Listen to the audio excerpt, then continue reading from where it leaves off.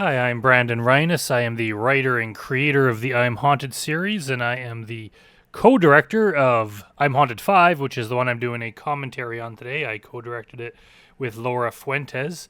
So let's get into it. Higher Universe Pictures.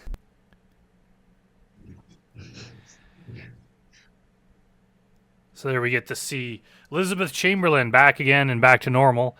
I'd wanted for a long time to have Elizabeth back in a big part of this, but I kind of ruined that in the first movie when she gets possessed, or whatever happens to her. She's under Sear's influence. So I couldn't just abandon the story, obviously, and I didn't want to cheap out on people by somehow just having her go back to normal. It didn't seem to make sense. So she was in a cameo in parts 2, 3, and 4.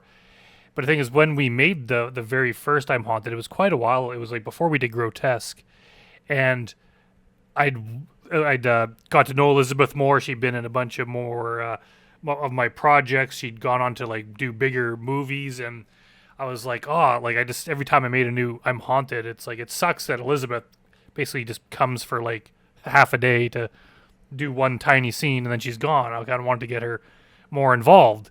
So I've been trying to think for a while, like how could I do that? And we could do kind of like we did with the Grotesque movies, where in part 2, a lot of the people came back as different characters. But Elizabeth just has such a memorable like look to her that it wouldn't work if she's back in the same storyline playing a different character. It just wouldn't work. So the idea hit me one day. I was like, oh, what if we do like a thing that takes place in the real world where we play ourselves? That way she's technically a different character, but she gets to be the star of the movie again. So I pitched that idea to her, and she was like, hell yeah, sounds cool. So I wrote the script, and it was also an excuse to bring everyone back, because we used a lot of actors, a lot of my close network of people I like working with. We'd used them already, so now I could bring everyone back to continue the story. So here we are in I'm Haunted 5 that takes place in the real world.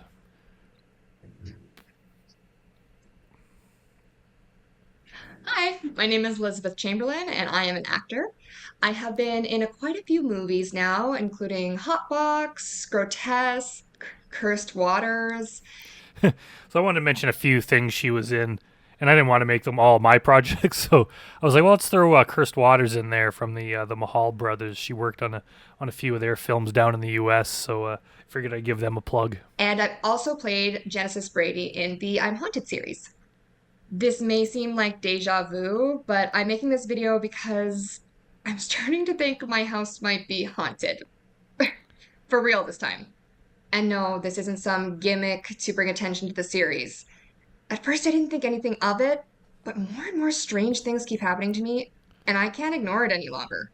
Some of it's kind of like what happened to my character in the first I'm Haunted movie. Objects are moving around on their own, but no doors are moving and no knocking. At least, not yet, anyways. But I've been hearing voices. And no, it's not in my mind because I got it on video one time. I was recording a video audition. Listen to this. Keep in mind, I was alone in the house at the time. So we actually filmed this part here at my apartment, and I just wrote, this isn't like a real audition or anything, obviously. I just tried to write some really, really cheesy dialogue. Really mattered. Peter, the house, the kids. In 100 years, nobody would even remember us. So, it's not worth fighting for. Why? It will all be different now. Did you hear that? Like I said, there was nobody else there, and it sounded like it came from nearby. I wasn't even sure I heard it until I watched the video back. However, since it's been happening, I've been trying to get stuff on camera. And I figured maybe if I get enough, we could make an I'm Haunted 5. It's a long shot, but you never know. I've decided to pitch the idea to Brandon Rhiness, the writer and director of the I'm Haunted series. He'll probably think I'm crazy, but he did mention wanting to do an I'm Haunted 5.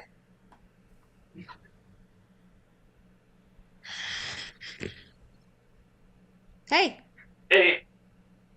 do you mind if I record this? I guess. Why? I'll tell you right away. I'll delete it if you want me to, but after I tell you, you'll realize why I wanted to record it. All right.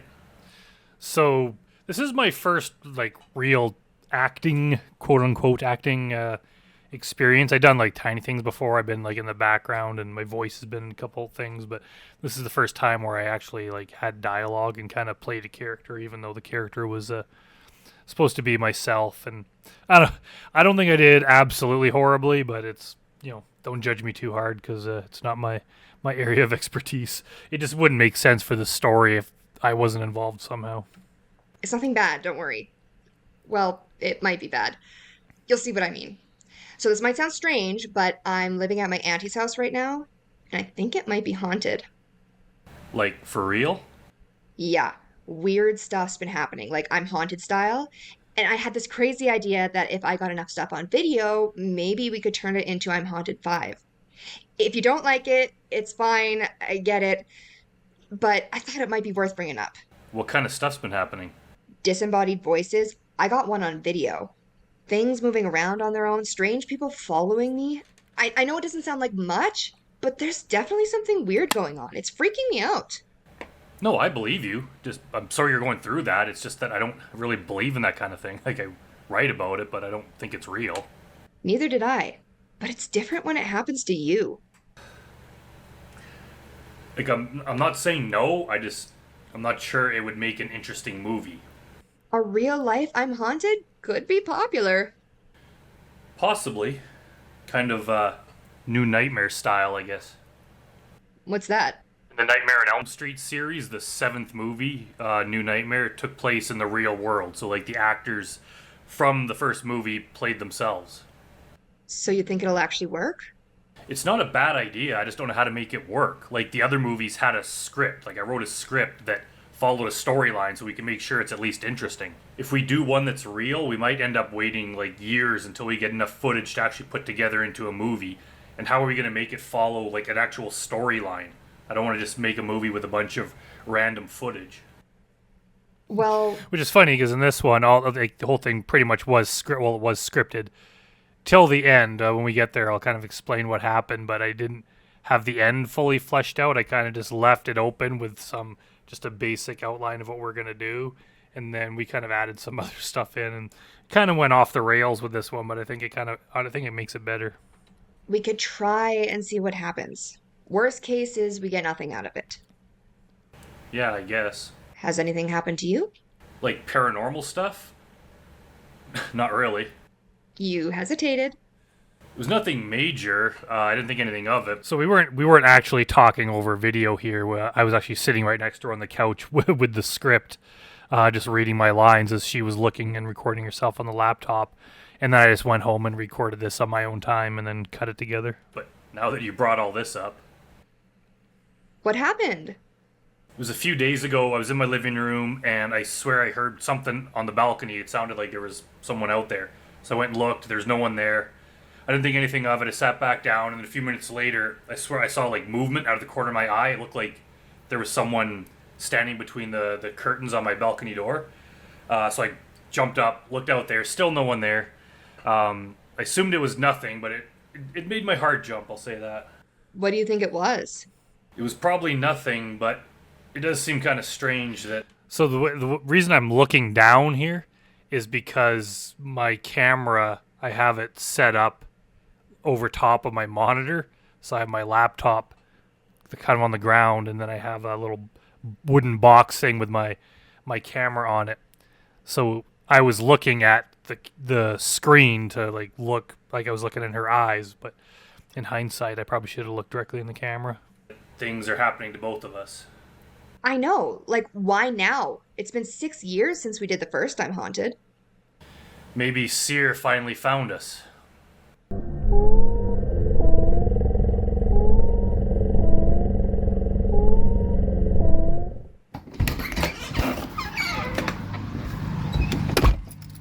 So we were lucky enough to have Geordie move to a new house. So for part 2, Cassie's house, or part 2 that Willow stayed at in part 3, that main house was Geordie Cheeseman's house, one of our actors, the guy that played the handyman in I'm Haunted 2. And lucky enough, he just moved to a different house. So we're like, oh, we have a fresh house to use that we haven't seen before. And then we pretended that that's the house that Elizabeth is staying at.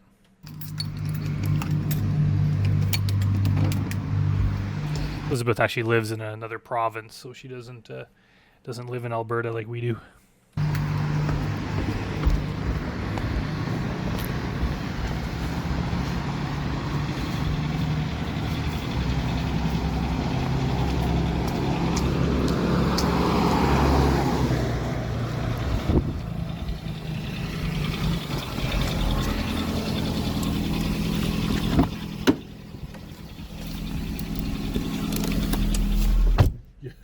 You have to film me.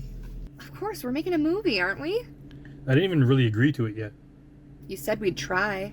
Yeah, well, I'm not comfortable on camera. You do interviews all the time. I could talk about my movies. This is different. I can't act. Too bad. You're a movie star.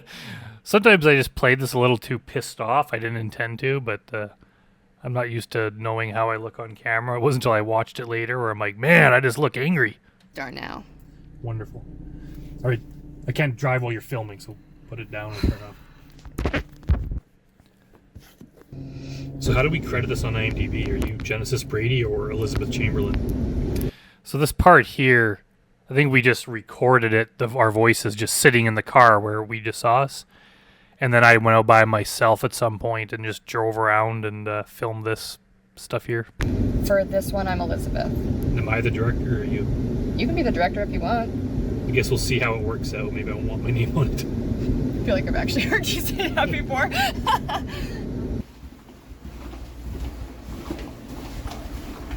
Go ahead, me. I don't like you.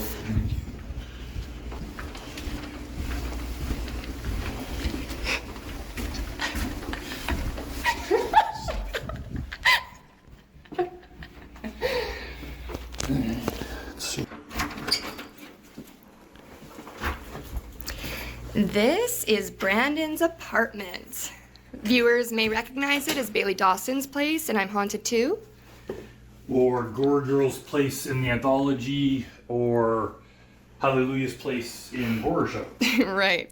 So if you look, people with a keen eye will see there's a book on the table here that I pick up and don't really draw attention to, but it's that Spectres of the Future, or whatever it was called, that book from I'm Haunted 4. So it's kind of hinting that maybe that has something to do with it, and I'm trying to hide it.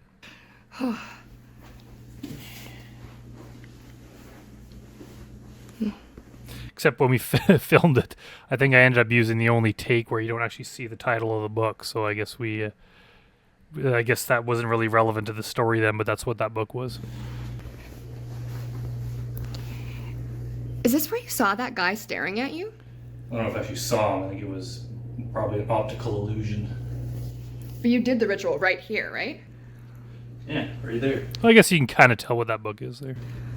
Obscurum, Umbra, Infernum, Clamor, Mortis Ora, Ecalo Descendant, Sanguinium Sacrificium, Corpus Palpitate, Suboculus Tenebri, Inferno Potentia, Demonium Invocate. Except that was 2 years ago when we shot it, and nothing else has happened, so I don't know why it'd be happening now. Time works differently for Seer. Yeah, it does. You wrote that. Hey, don't blame this on me. Is that Quilton? Yeah, so that's Quilton that you'll recognize from a famous scene in Grotesque 2. Oh my gosh. That's Quilton. When I wrote that ritual, I see my DVD collection there. I wrote it in English, and then I used Google Translate that changed into Latin. Okay, you can totally see that book now. Okay, good. I was worried that I missed that. And Danielle was actually scared to say it out loud because she thought it would really conjure up something. Maybe it did. And that is true, but I think Danielle was mostly joking.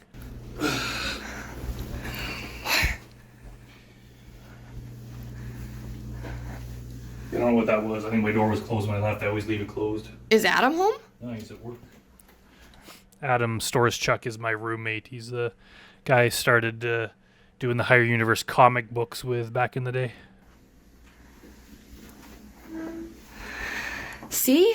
Movies. And you can see there on the laptop that I'm editing I'm Haunted 4 as we're making this. Already getting interesting. Yeah, in my own house. It's better not make it worse. It's not worth fighting for.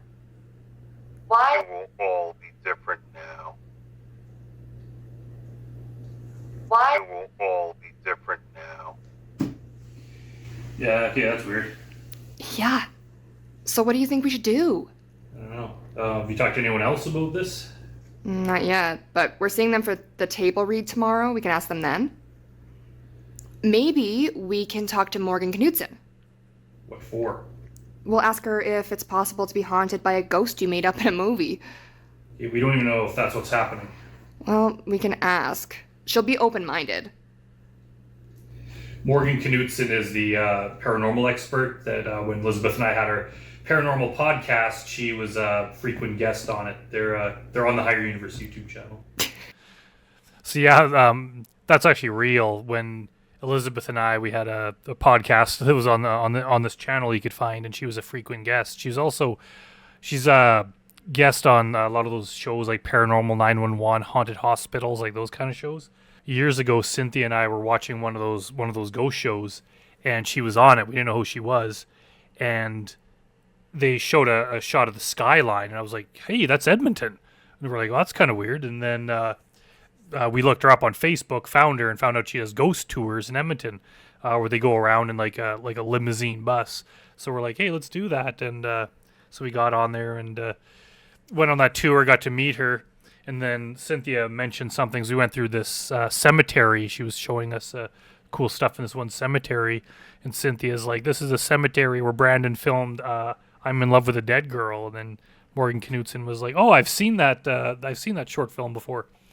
So from then on, we kind of knew who she was, and we were, stayed in contact. And then Elizabeth and I invited her to be on our podcast, and we did, 15 episodes of that or something. And then for this, I wanted her to be in it, but she was unavailable. So I was like, well, could we just mention you, kind of just give you a plug and the fact that we know you to kind of tie the whole thing together? And she gave permission for that. And that's why I give the little plug here explaining who she is. You don't have to talk directly to the camera, Brandon. I'm the director. I can do what I want.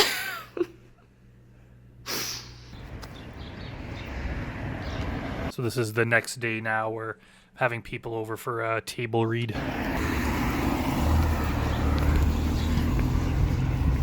So for these couple scenes here, I wasn't there, and I don't think Laura was down there either. We just gave the camera to Elizabeth and told her basically what needed to be done, and the actors just did it themselves.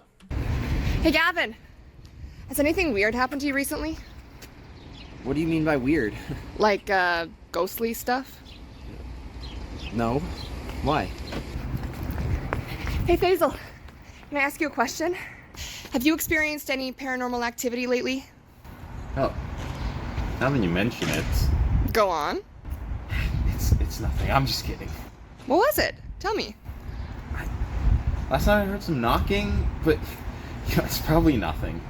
Hey, what's this for? Just evidence to blackmail you with later. So, Geordie, a lot of I'm Haunted 2 and 3 was shot at your place. Anything paranormal happened there recently? Yeah, been a lot of weird things happening this last couple of weeks. Really? Like what? Things moving around, like furniture not being the spot where we left it. And Sheldon, he said he saw a strange man in our house a couple of times. Sheldon is his son, and we saw him in the I'm Haunted 3 when Willow goes to meet Geordie's character's sister, and they show some videos of him from years ago of him playing with his kid, and that's who Sheldon is. Sheldon was also in Markings of Murder, which is a horror thriller movie that I wrote the script for, but it was directed by Jarvis Greiner, and also stars Elizabeth Chamberlain. Oh, goodness, okay. Well, I'm gonna want to know a lot more about that later. Why? Are you posting this on Facebook or something? No, this will be for I'm Haunted 5. I'm Haunted 5. Wow. I didn't realize you were making a 5th one. Yeah, well, I'm not sure yet. It depends on what Brandon wants to do with it. So, Elena... So here we have Elena Hlebnicova, who was Bailey's boss in I'm Haunted 2. And she was Emerald, I think her character's name was in Grotesque 2. She's the one that gets Mildred drowns her in the lake.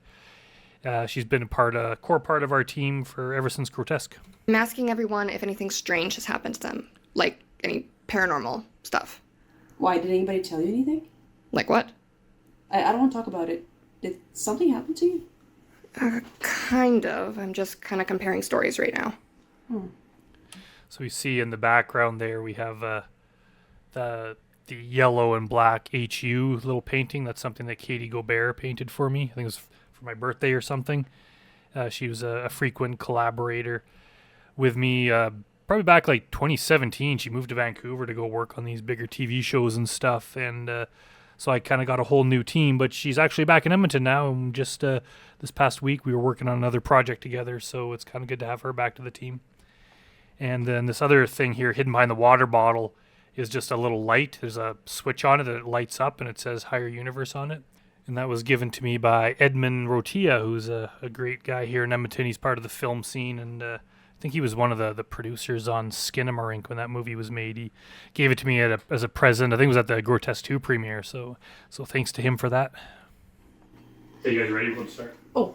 So, and also you can't see, I'm not sure if you see it in that scene, but I also have a big rug in my room that Cynthia bought me that says Higher Universe on it. So it's some pretty nice people around that support me. Mildred chases the elf down the street and into a park. Oh, it's this. So people thought we made this up, but this is actually a real script that we did intend to make and might still make. I wrote a Mildred Moyer Christmas like grotesque special where Santa like has a heart attack, so Mildred has to take over and deliver presents, and she decides to use that opportunity to go around and use Santa's naughty or nice list to kill all the naughty people. I don't know if we're ever going to make it. It would be great, but I just needed something to read. So I was like, oh, we may as well do something like this where people will recognize the name Mildred, and then we could actually have it be a real script. Mildred finally catches the scared elf.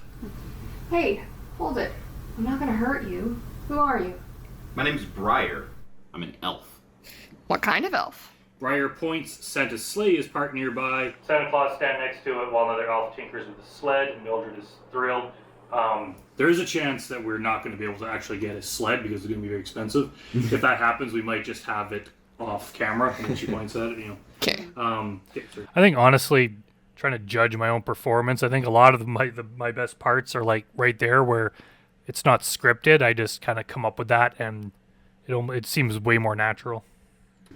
Can I meet him? Sure.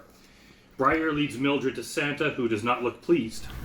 Briar, I thought I said to keep a low profile. I don't think she's a normal person, Santa. I saw her delivering presents to kids. You don't say. Santa eyes Mildred up and down.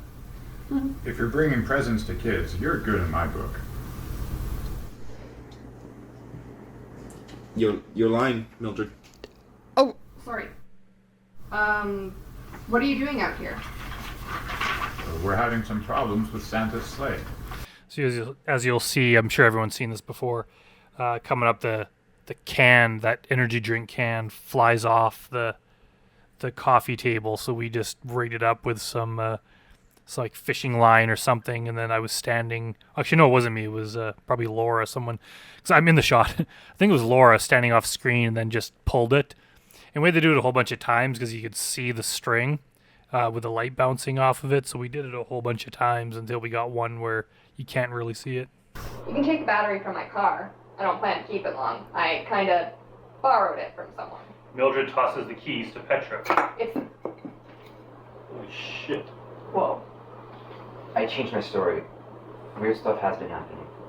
Geordie, can you pick that up? Yeah.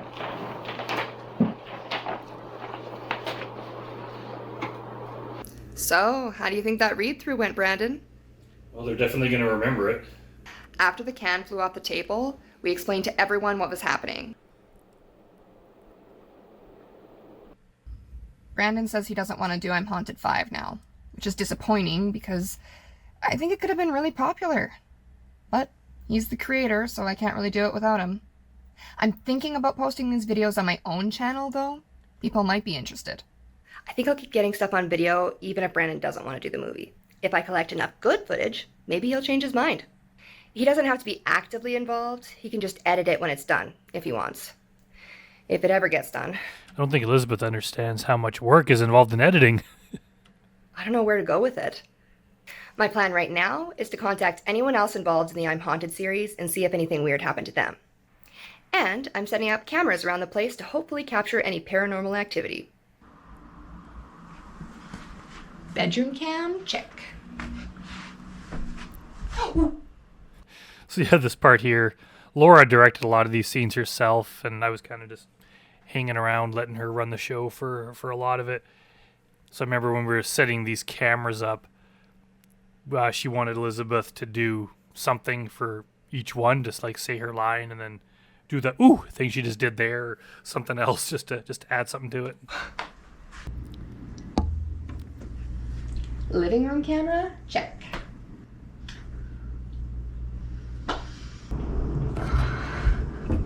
Kitchen camera, check.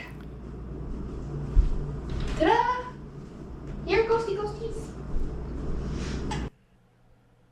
Hey, Jeff. Hey, this is a nice surprise hearing from you out of the blue like this. Well, I'm actually calling to see if you'd be potentially interested in a role in an upcoming movie. Oh, So this is Jeff Scott. Here, I'll move it so he opens his Definitely. eyes. There we go. He's from Arizona. He's been a big supporter of ours since he met Elizabeth while working on a movie, and he's actually come up here to visit us a couple times. And he's a great actor, great supporter of ours, become a great friend, and so we're always happy to give him a role in our movies somehow. He's way far away from us, so it's not always easiest to get him to appear on camera, but in a movie like this, we could do it over video, so we just film this where he lives. So you can see there's palm trees there that we definitely don't have in Canada. He did this shot here. I kind of wish it was more centered, and I could have just cropped it a bit. But I do like having the palm trees in there just to show that this is definitely not shot in Edmonton. So I think it kind of just adds a little bit to the movie. Interested. Well, you're already doing it. I'm making an I'm Haunted 5. Maybe making. Brandon's still on the fence. Okay, sounds interesting. It's kind of like the other I'm Haunted movies, found footage style, but this time, it's real. Real? Yeah, I'm calling to see if anything strange has happened to you, like paranormal activity. Did Brandon tell you what happened? No, what happened? Well, there's been voices in my place here. Knocks at the door, when there's nobody there, power going off and on, things moving around like crazy. When did this start happening? A few weeks ago. It's been getting worse. Some guy knocked on my door in the middle of the night last night, and he was talking weird. I thought he was drunk or something, so I called security, and they took him away. But it made me think of that guy from I'm Haunted 2. Tom, yeah, aka Kevin. Hey, can you do me a favor? I think Tom, aka Kevin, is the guy who's talked about the most in the series without actually seeing him that often. We only ever saw him that one scene in I'm Haunted 2, and then we see Tom in this coming up as you know. But he's talked about a lot. We just don't see him. So he plays a very pivotal role without actually being in the movies that much. Can you try to get anything paranormal on camera? And now that we mention it, we have the grotesque found footage movie that I'm editing right now. It should be coming out very soon. It might even be out by the time you watch this, depending on when it is. But you'll notice on the left here, you can see those little stone steps leading up to the garage door here. That's where Mildred picked up that spear on the ground and then ran and speared that guy right against this door. That's where we shot this. If we get enough footage, we might be able to convince Brandon to turn it into a movie. Anything for you, you know that. Thanks, Jeff. Jeff is awesome. And it seems whatever is haunting us here isn't afraid of crossing borders because Jeff is in Arizona. And I'll need to add Tom to the list of people I need to speak with. Steve Pace is shooting a new movie that I'm in. I don't have any scenes today, but I decided to come down anyway to talk to people and ask if anyone has had any paranormal experiences that they want to talk about.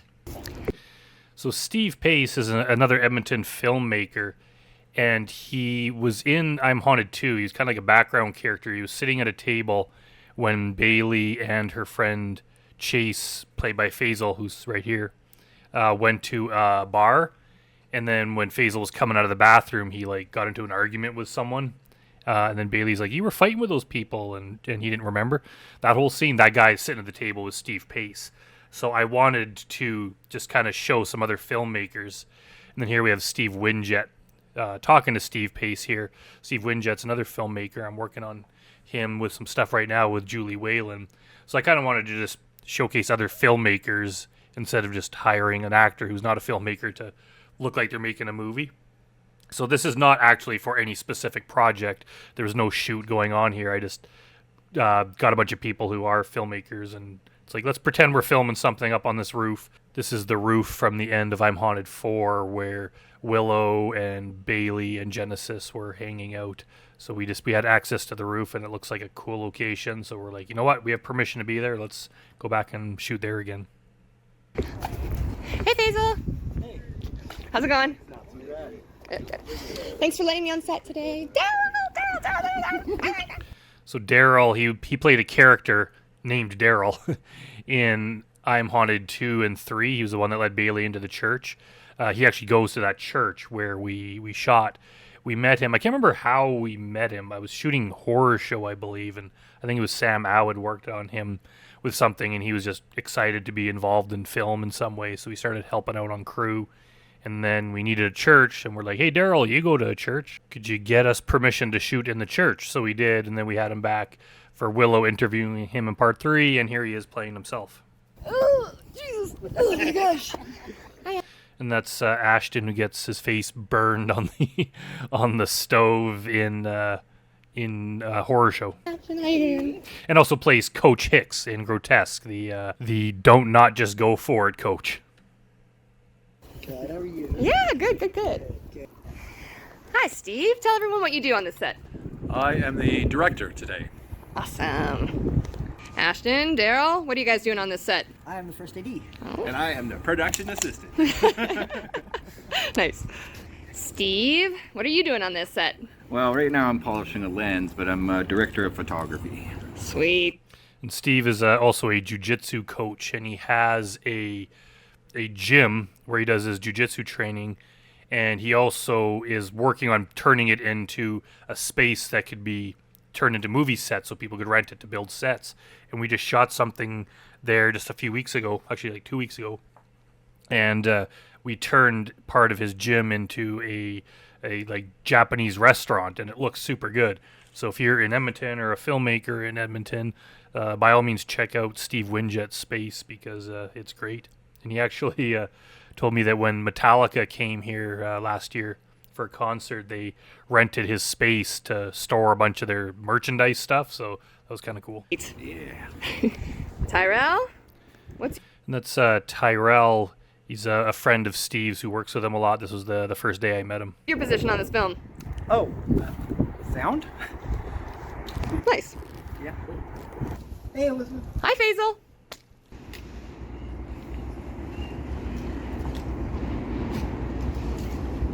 Oh, Elena's here too. I really want to find out what's happening to her. She said she didn't want to talk about it, but I know something's definitely going on. She played Bailey's boss in I'm Haunted 2, and she helped out on crew too, actually. Does everyone remember Daryl, who played Daryl in I'm Haunted 2 and 3? Tell us what you just... I guess I didn't need to introduce him earlier because Elizabeth introduces him here. Just told me. Okay, so the other day I was coming home from visiting some family, pretty normal. I got back to my door, I was putting the key in, and just as I was, I heard this weird sound coming from inside, and it almost kind of sounded like someone was slamming up against the walls or something. So, of course, I rush in real quick, but there's nobody there. So I look back into the living room, and there's some ripped up paper on the floor, so of course I picked it up, and it was part of a script. My scene from I'm Haunted 3. Whoa, where did it come from? See, I don't know. I know when we shot the movie, I printed off the script, but I would have thrown it out when we were done. Okay, well, thanks for filling us in, Daryl. Let me know if anything else happens. Yeah, we'll do. Okay. Hey, have you guys seen Tom anywhere? He's supposed to be here 45 minutes ago. No. Apparently Tom is missing. He shot a scene this morning, but then he left and didn't come back. Bye, guys. I'm gonna go look for Tom. Good luck. Thanks.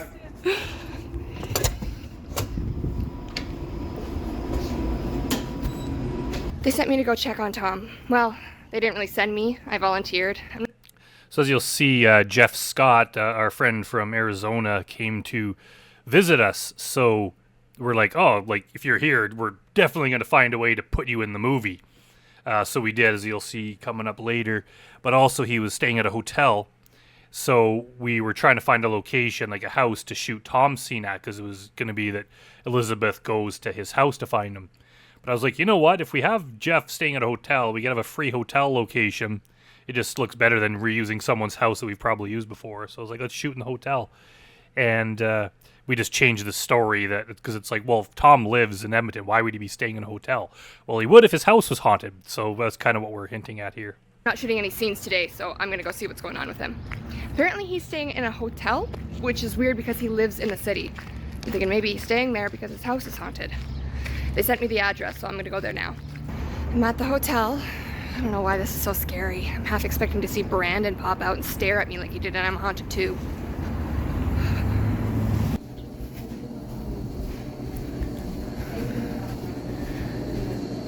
Okay, this is it.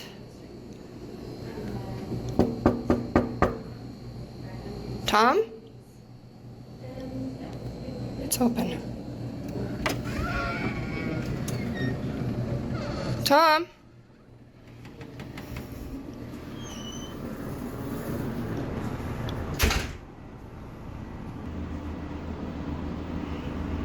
It feels weird in here. Something's off. It's his phone, keys, wallet.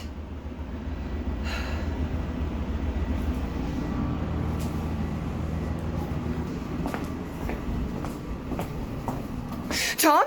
Whoa. Tom, what are you doing? Why didn't you go to set today?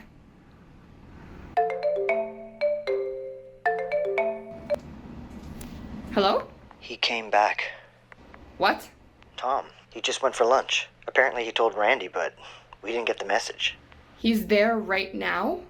Yeah, we're gonna start shooting right away. Are you coming back? So I guess this means the doppelgangers have crossed over into the real world. No. I'm going home. Come back. Shit. We're not finished with you yet. God. So we had that voice there whispering. That was another person that donated to our crowdfunding campaign to get their voice in the movie. So I just wrote out some lines like that, and then we put them in.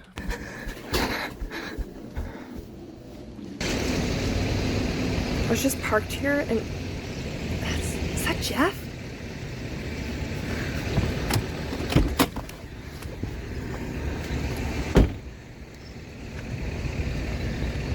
And funny enough, I almost missed putting the scene in the movie. Somehow, when I was labeling all my video files, I labeled it differently, and it was in a different folder or something. So I had basically the entire movie edited, and then I was rewatching it through, and then I saw the scene where she's talking to Jeff over the video, and I was like, wait a minute, what happened to the scene that he's in? And I'm like, it wasn't there, so I had to look through all my files, and I, for a second, thought I had lost it somehow, and I was like, oh shit, like Jeff drove all the way here from southern U.S. just to be here, and so I was like, thank God I found it. And then, even though he doesn't say anything, but he gets to appear here, and we just had him walk down and walk around the corner, and then hide around behind that gray fence there. It looks like he disappears. I just talked to him in Arizona. There's no way he can be here.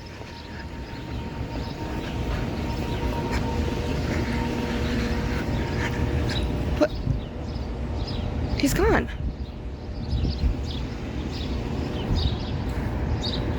God.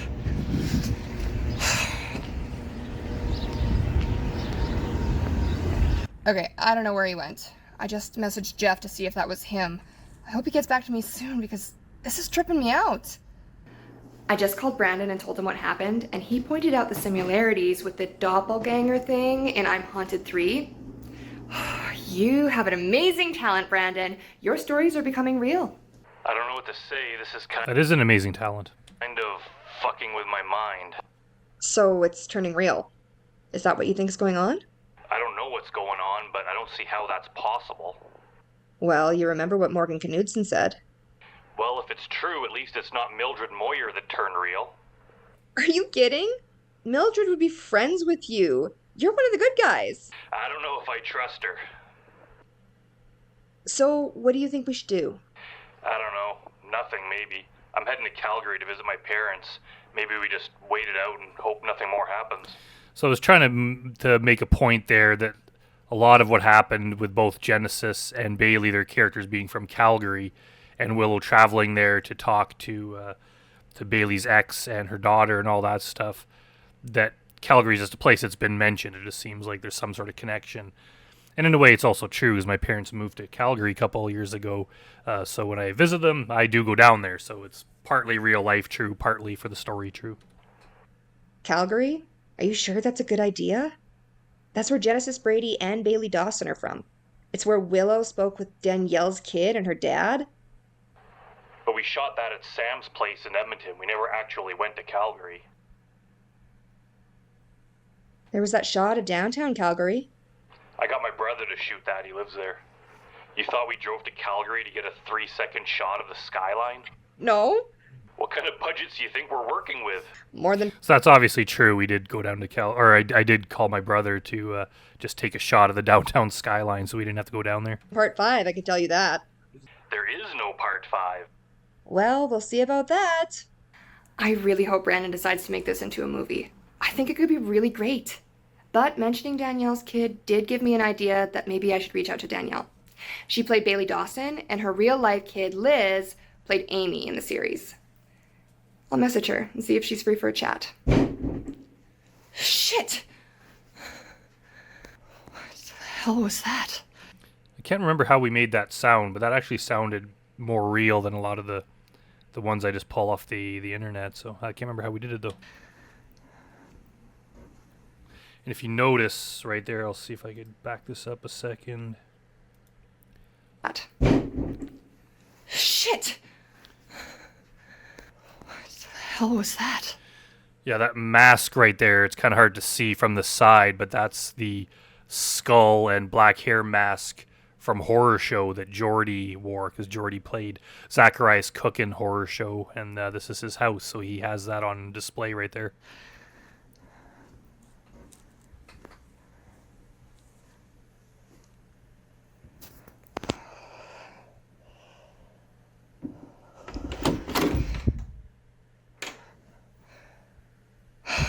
There's no one there.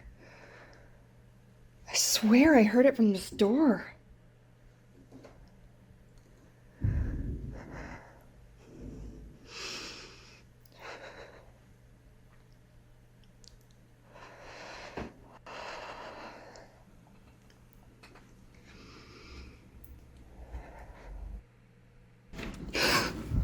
Yeah, so for that part, that was just me waiting behind the door, and then I think Elizabeth whispered something to cue me to open it.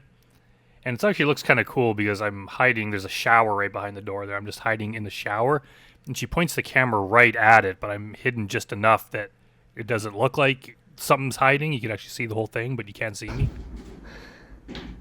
There's definitely something there.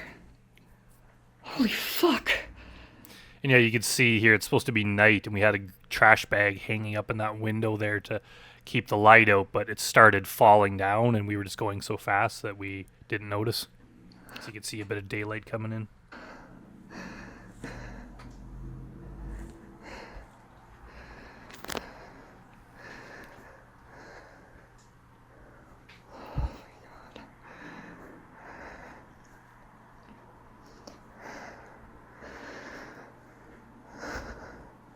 I can't believe this is happening. So I gave Gavin a call, and he was nice enough to come stay with me.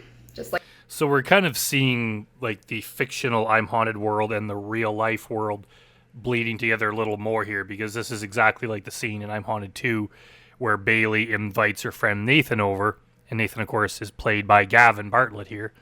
So now it's the same thing, like something scary happens, so she invites, instead of his character, she invites the real life guy over, and they end up going to the park again, which they got from another movie, so it's kind of like it's like the real life is turning into I'm Haunted.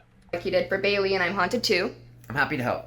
But if Kevin comes to the door, I'm leaving. I showed him the video of fake Tom. I don't think he believes me. I didn't say that. I just don't know how something like that could be true. He still claims that nothing weird has been happening to him. I haven't seen anything. Maybe it's because I'm newer to the team, but Yeah, so Sear is just going easy on the new guy.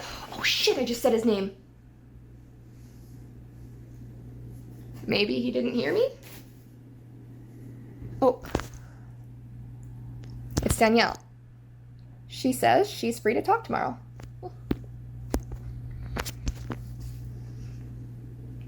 I'm talking to Danielle Krevenky tomorrow. I've also reached out to Ovea Siddiqui and Laura Fuentes. They were main characters in I'm Haunted. So I'm just trying to see if anything's been happening to them. I've also reached out to Maya as well. Hold it right there, mister. Are you the real Gavin Bartlett, or are you a doppelganger? Pretty sure it's the real me. Okay, come sit. You can never be too sure. Well, I had an idea. I got it from Maya's character in I'm Haunted 3. A lot of the story takes place in that one area near Rainbow Valley. Brandon shot a lot of I'm Haunted there, but it's also where we shot The Getch. So in I'm Haunted 3, Mike and Willow go down. Of course, just having this movie take place in real life, I just had to seize the opportunity to plug a bunch of my other projects. So by all means, check out the Higher Universe channel that this movie's on and watch a bunch of the short films I did too. Onto that area to see if they can catch anything on video, and they did. So, Gavin and I are gonna go do the same. I'll be playing the role of Mike, and Elizabeth will be playing Willow. Okay, come on, let's not get the movies and real life mixed up any more than necessary. All right, ready? Yeah. Let's go. We are here. Everything seems normal so far. Here, you should take the camera. I'm the main character, so I should be the one on video. Isn't that what Willow said to Mike? Yeah, and now I'm saying it to you. Okay, that's the direction they went in the movies. That's where Jackson Card went when Danielle was following him. Let's go. I can't remember how long it was between I'm Haunted 3 and I'm Haunted 5, but I think it was quite a while, and that bridge there is like still under construction. I want a videographer credit. Talk to Brandon. Does he even know you're doing this? Not exactly. Well, he kind of does. He was walking behind you like by 10 feet.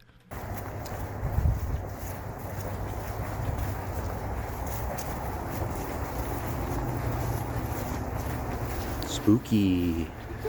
So again, this is kind of like how we did it in I'm Haunted 3, where they walk into this area because this is where we saw a bit of this space here in the other movies. But there's not really anywhere to walk in there, especially when it's dark. It's just like very thick bush. So we started walking in here, and then we cut to that path that's way on the other side of the park.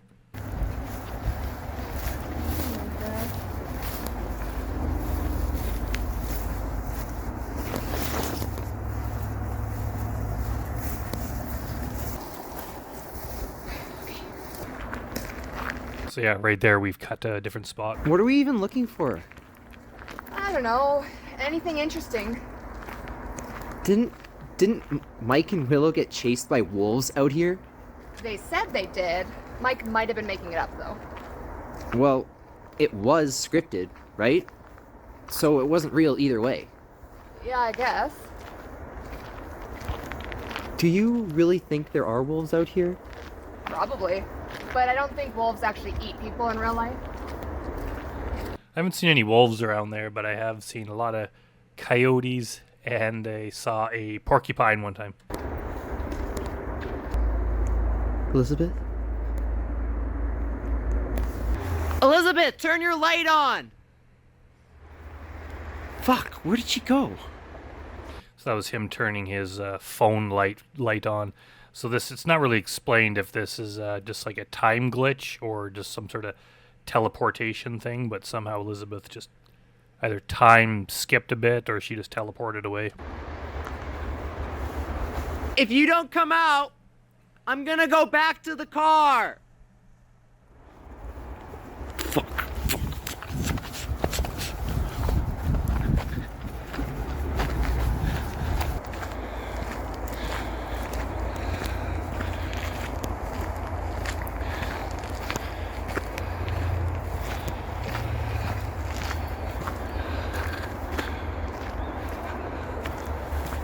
So So this is actually me, this part here.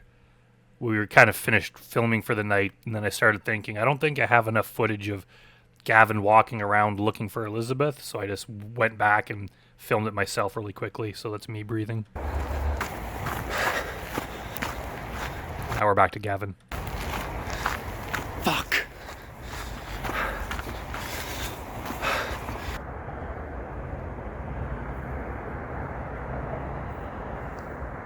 Is that her? It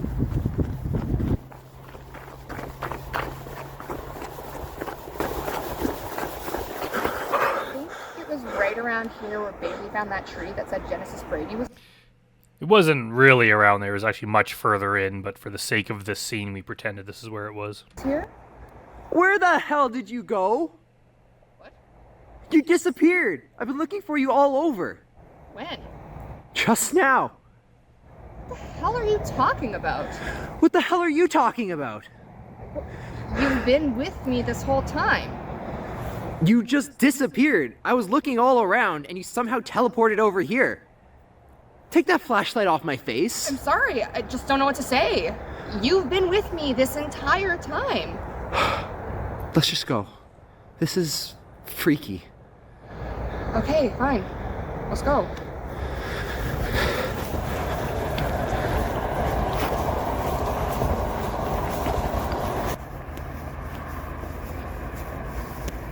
Who is that? I don't know. So that's Braden Hameluk there. He's been in a few of our projects. He was the first thing he ever did for us was he played Simon in Hotbox. He's matured a lot since those days. He looks quite a bit different, but he was in Grotesque 2 as well. He was one of the three good guys that befriends Mildred.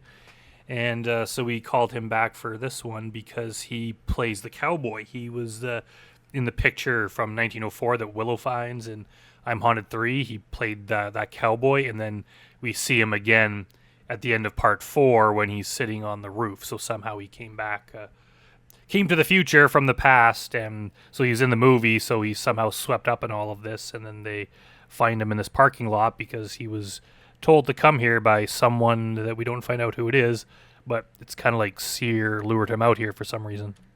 What, Braden Hamel? What are you doing here? What are you guys doing here? Exploring. What are you doing here? I'm supposed to be up with someone, but they did not show. Who? No one you would know. Okay. Hey, weird question, but has anything strange happened to you lately? Yeah, right now. I get lured out here and I find you guys. What do you mean lured?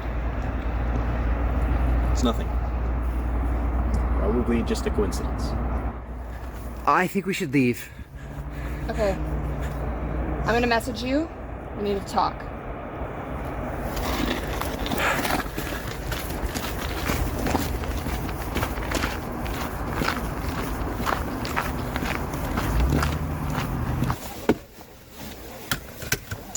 I want to know who lured him out here. This is all too weird. Let's just get out of here.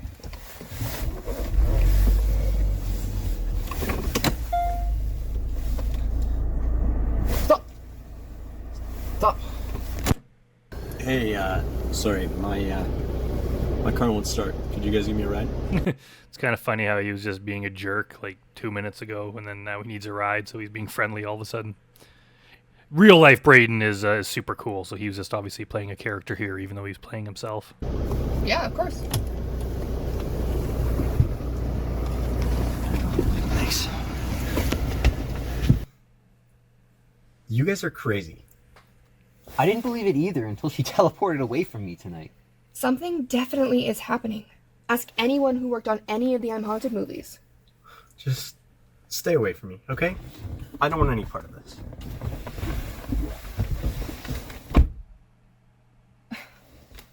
Something definitely has him scared. Do you think maybe you could be making it worse by doing this? If bad things are already happening to people, I don't really see how just asking them about it will be making it worse. Where'd he go?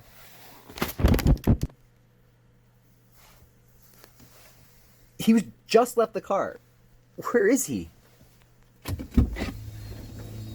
What are you doing? Trying to see where he went. I don't see him. Maybe he teleported, like you. Let's just get out of here. Gavin is crashing over on my couch. I'm scared something's in the house, but nothing's happened since we got back. You could tell this, we're trying to make this look like night, but you could tell it's day because we put up garbage bags, but they always just fall down a little bit so you can see around the edges. There's daylight peeking through, but I don't think it's that obvious. Like, I mean, that could be like street lights or something. It still looks, it looks like good enough night for me. And I'm Haunted too, when he was staying with Bailey, he left in the middle of the night and left a bottle of poison with her name on it on her doorstep. So you can see why I'm a little concerned. Of course, that was Nathan, not Gavin, but I'm not so sure there's such a big difference between worlds anymore. I got a reply from Ovase. He seemed kind of annoyed that I was messaging him, which is weird because he's usually such a nice guy. I told him I wanted to talk, so I'm just waiting for a reply back. I debated whether to sleep on the other couch or in my room. I decided to try to sleep here unless anything scary happens. Then I'm going out there with Gavin.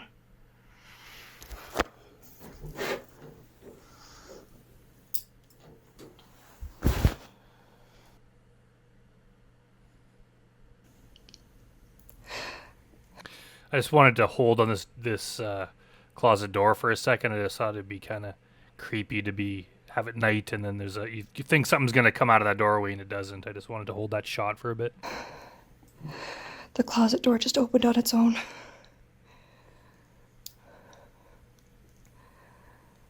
Looks like it's the couch for me after all.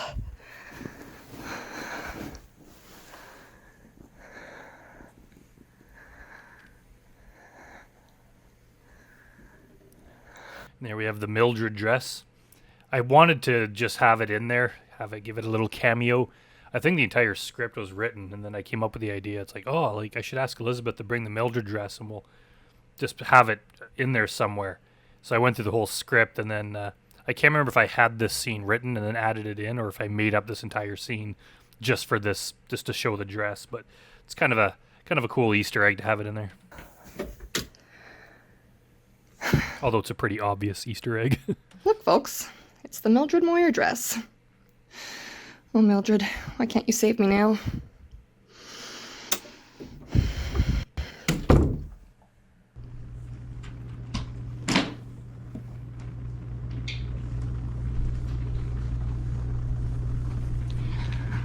I'm gonna record us sleeping just in case anything happens. Hopefully not, but you never know.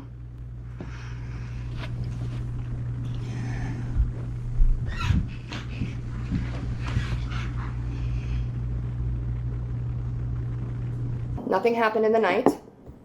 Gavin left. There was no poison outside my door. I checked. Haha. So I'm gonna finish my breakfast and then I have my meeting with Danielle. And we'll find out what's going on with her. Hi Danielle. Thanks for speaking with me. Is it okay if I record this? Yeah, I guess. So, the reason I wanted to talk to you today is I've been speaking with the people involved in the I'm Haunted movies, and many of them have been having weird paranormal experiences, including me. Has anything happened to you? No, not that I can think of. Well, you would know.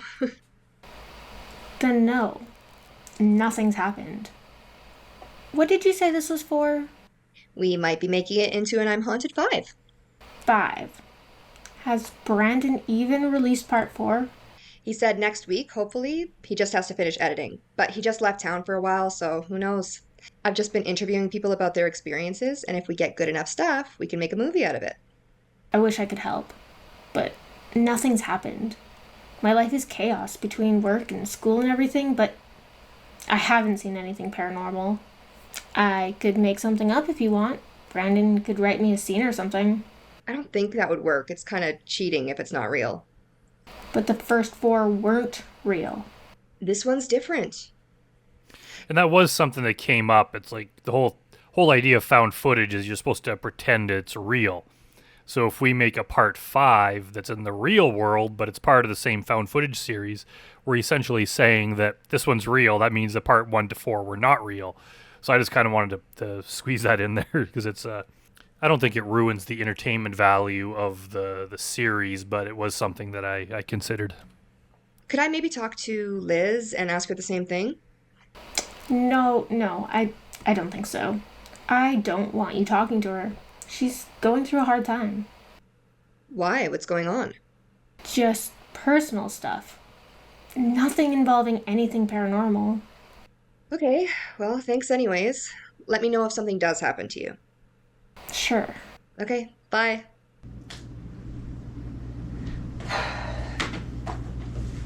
Dead end with Danielle.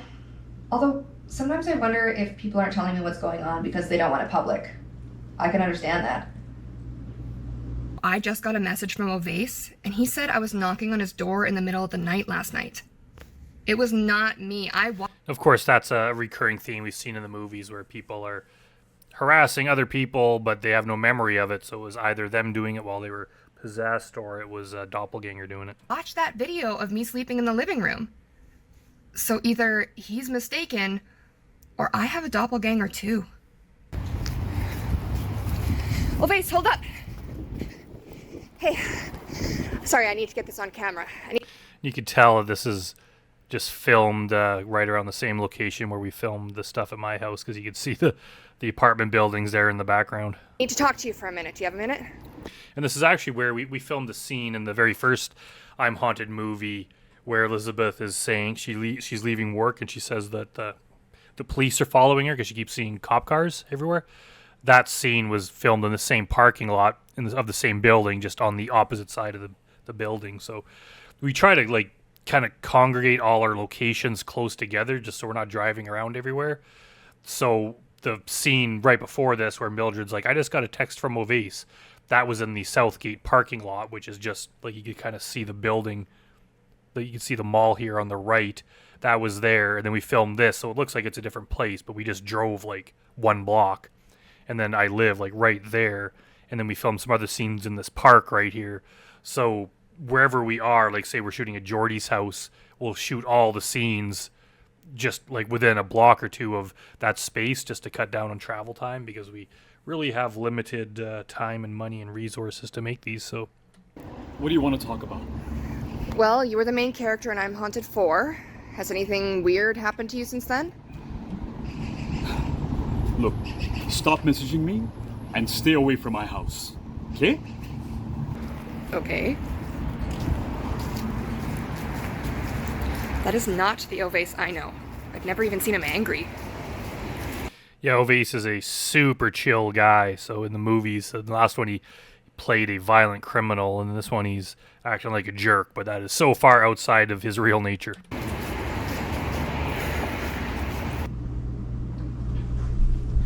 Ovase's brother. So he never said anything about anything paranormal happening to him since they shot the movie? No, not. So we shot Haunted 4 and 5 at the same time, pretty much. There was even some overlap where we would film two different scenes at the same location. And when we were filming the parts at Ovase's real life brother's house, who played his brother in I'm Haunted 4, we just got his brother to record all his dialogue for both movies, so we did it all at the same time. Nothing like that. I think it's just been stress from work. Yeah, he's been kind of an asshole, honestly. It's not like him. It depends on his mood. It comes and it goes. Is it possible that there's something going on he doesn't want to talk about? Like he's worried about being embarrassed or something? So I think we had Elizabeth walking around here just because having her always sitting down or lying down just got kind of dull. So just to give it some movement, we had her stand up and walk around. Maybe, but I think if something like that has happened, he'd mention it to me. Hey, now that we're talking about this, has anything like this happened to you? You were in I'm Haunted 4. Nothing's happened to me, but I wasn't ever on set. I just recorded my parts at home. Okay. Well, let me know if anything does happen, and maybe I'll give Ovase another call when he's in a better mood.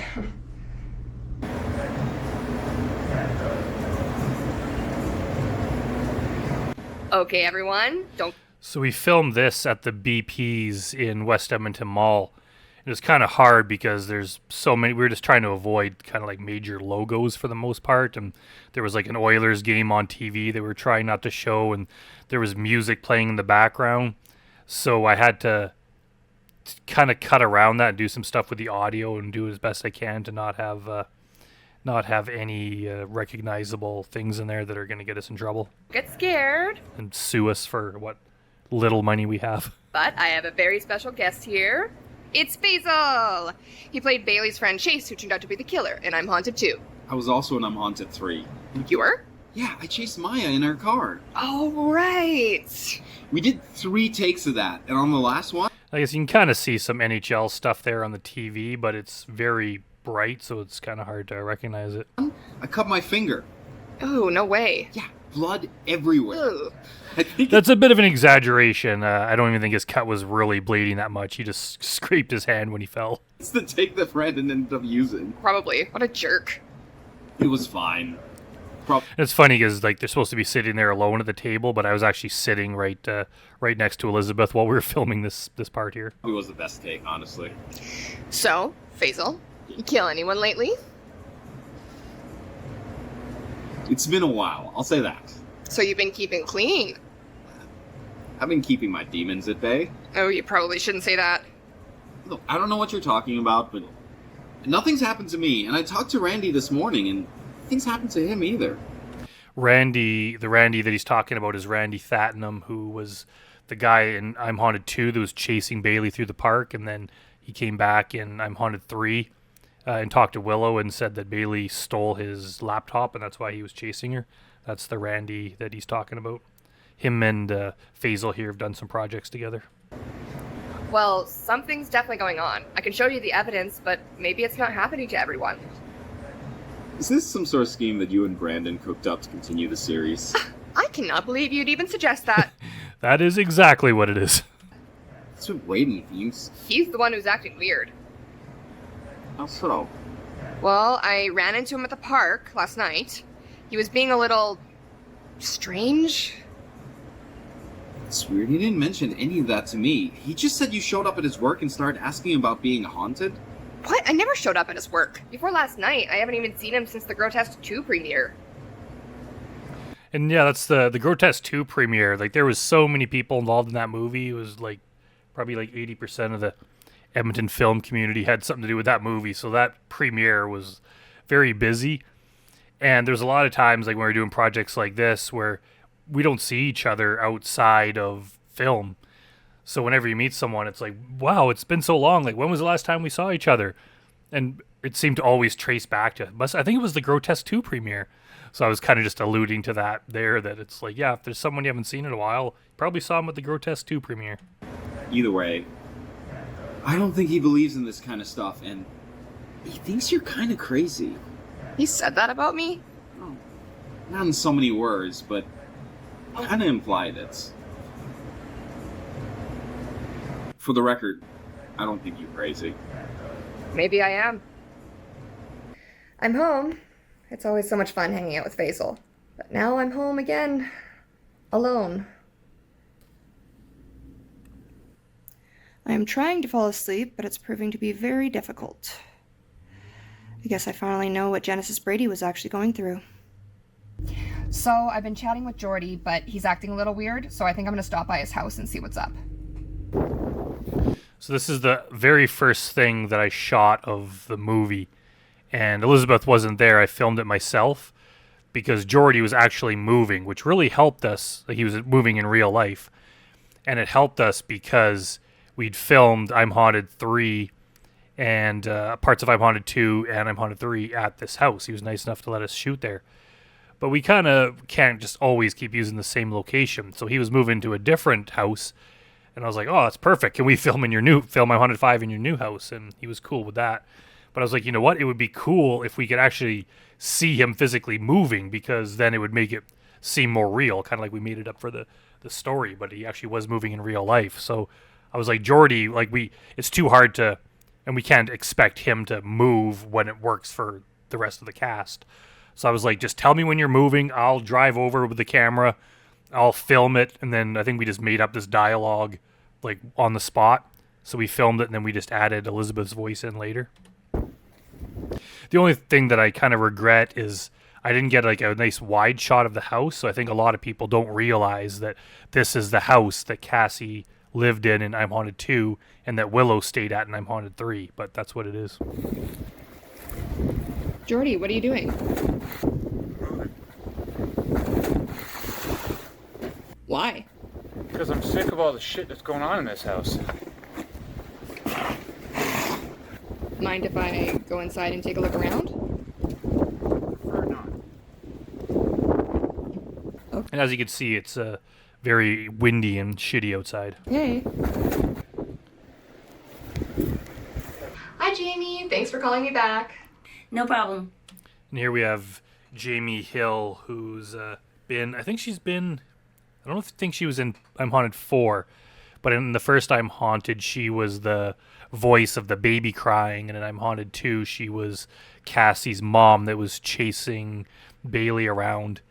And then you saw her at the end of I'm Haunted 3. She was one of the doppelgangers or possessed people, whoever they were at the very end. And she's probably most famous for being the mom in Skinamarink. It's been a while. Yeah, when is the last time we saw each other? Grotesque 2 premiere. Probably the Grotesque 2 premiere. Wow, time flies. Feels like it was just yesterday we were at the camp filming. Yeah. Yeah, and Jamie was also in Grotesque 2. She gets stabbed with the hot dog stick, like the fireplace poker looking thing. Time flies. Well, the reason I wanted to talk is we're filming I'm Haunted 5. 5? It's more of a real life kind of thing. I found out that a lot of people who are working on the I'm Haunted series have had strange paranormal things happening to them. So I wanted to call you and ask if anything has happened to you. So it's happening to other people too? Yeah. Tell me what happened. Oh my god. So the other night I woke up and there was a lady in my room. What? Yeah. What did she look like? I don't know. Tall, long, dark hair. I really couldn't see her face. She was just So it's kind of hinting that was Elizabeth's doppelganger, but we don't quite find out for sure. standing there. She stood there, then walked out the door. I flicked on the light and she was gone. I don't doubt you, but I have to ask. Are you sure you saw what you saw? 100%. People are trying to tell me it was like sleep paralysis. But it wasn't because I could move. That must have been terrifying. I know. I was there. That was an interesting call. I didn't say this, but I'm wondering if she was seeing her own doppelganger. She said she couldn't see the woman's face.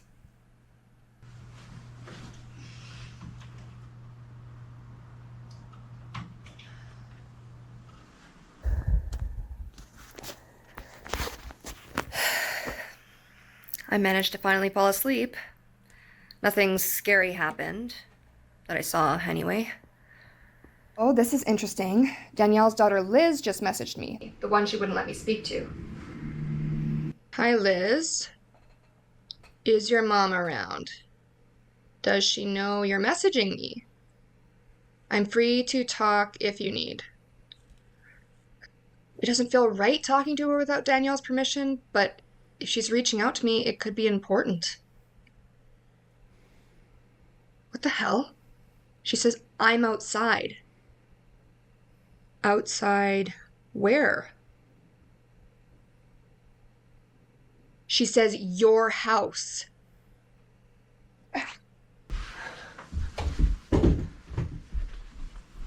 So yeah, we saw the, whatever that is there. Something fell off the table.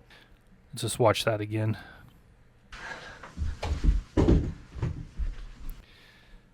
So I can't remember how we did that. I remember we were trying different things. We were like, should we have something like the fishing wire tied to Elizabeth's foot so it pulls it off? Or should we have someone on the ground there? So I think probably Laura or I were just hiding behind the bed here and we pulled it off. It was kind of just a subtle thing, but it's something. What the hell? What? Oh, God.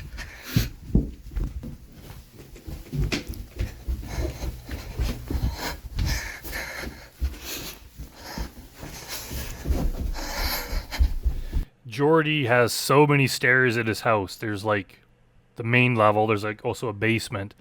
But then you walk upstairs and there's like a second level. Then you walk up another set of stairs and then there's the top level, which is the bedroom. So it doesn't seem like there's that many, but just walking up and down the steps all day, it was like doing leg day at the gym. The next day my legs were just so sore. And Elizabeth said the same thing.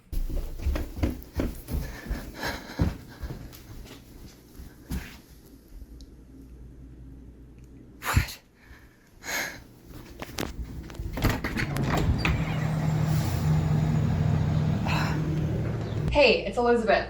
I have Liz here with me. She's with you?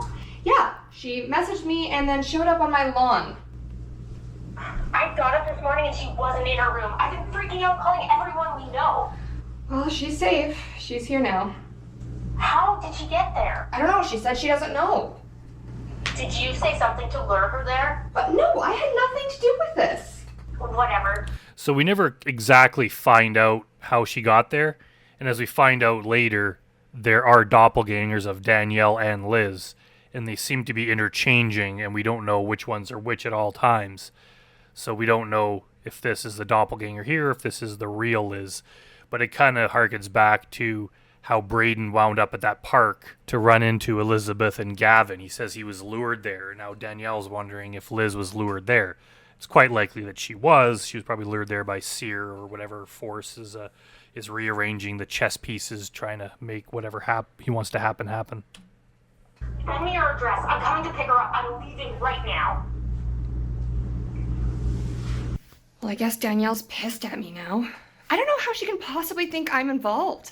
She lives 3 hours away from Edmonton, and I was with Faizel last night, so I have an alibi. Not to mention, I have videos of myself coming home, so I have proof I'm not involved.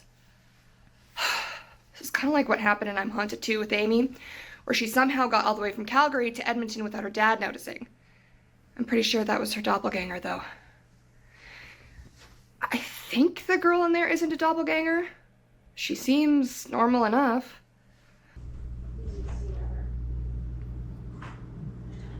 So I figured I would just add this shot in to kind of leave people wondering if whether or not she's a doppelganger. So I just had Liz sit there and stare straight ahead, and then I cut it in, and I guess it's up to the viewer's imagination to decide whether or not she's real. I'm gonna go talk to her, see if she can shed some light on the situation. So, tell me what happened. What do you remember? I don't know. I went to bed last night, and then all of a sudden I was outside your house. How did you know it was my house? I don't know. I just did. Has anything else weird been happening around your house, to you or your mom? I don't think so. Okay. Well, I was thinking I was just gonna make some lunch while we wait for your mom. Are you hungry? Sure. Okay. Like Elizabeth says she's gonna make lunch, and her making lunch is just giving the kid a bowl of chips.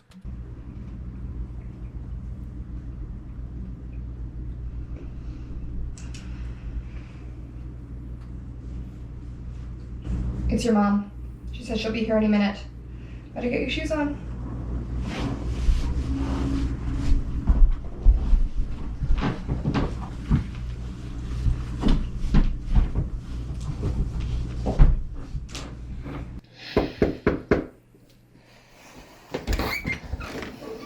Hey. So this part here is pretty much the first idea I came up with for the movie. I was just brainstorming like cool things that could happen in the movie. And this was like, I think the very first one that I thought of. So it was in the story from day one. Sorry about this. Do you want to come in? No. Okay. Well, I guess Danielle hates me now. I don't even know where this is going. With the other I'm Haunted movies, there was a script, there was an end. This has no logical conclusion. So I don't know what to do. Do I just keep filming until I have 90 minutes and then try... What now? Hey, what do you want? My child. What do you mean? You just took her. What? Just a minute ago, you walked out the door with her. No. I have it on video. I showed Danielle the video of her taking Amy away. I mean, Liz, away, and she said it wasn't her. So, assuming I have the real Danielle here, I just let her doppelganger leave with her daughter. Anything? She won't answer. I'm gonna try tracking her. Okay. Oh, Danielle tracked Liz's phone. It's moving, so they must be... So this part here I was not there for. It's just sometimes hard to to fit me into a vehicle and not be seen. So I just gave them the camera and they just went out and filmed it in the car, and it seems to be a decent way of doing that. I know there's some other found footage filmmakers that do that. They just like give the cameras to the actors and they just use their ad-libbing skills to kind of make up stuff as they go, and then they cut the best stuff together. So I'm still experimenting with different ways to do it, but I don't really regret any of the times I did that. I don't have to absolutely observe every single moment. driving somewhere. It's headed north on St. Albert Trail. Do you have to record? My kid is missing. I don't care about your fucking movie. Your kid has been kidnapped by somebody who looks identical to you. If something happens, it would be good to have video evidence that you weren't involved. Fine.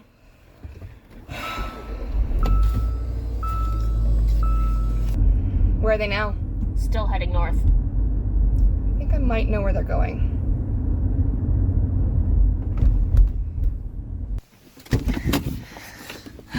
I was right. Yep, and here we are back at the same house from I'm Haunted 3 and I'm Haunted 4. Liz is here.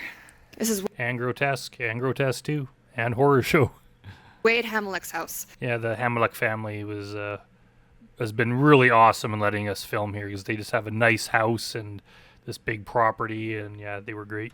Where we shot some of the Grotesque movies, Horror Show, and of course, I'm Haunted 3 and 4. We tried reaching out to Wade, but he didn't get back to us, so we're gonna take a look around. What do you think we should do? I'm gonna go ring the bell. Danielle, she's over here! I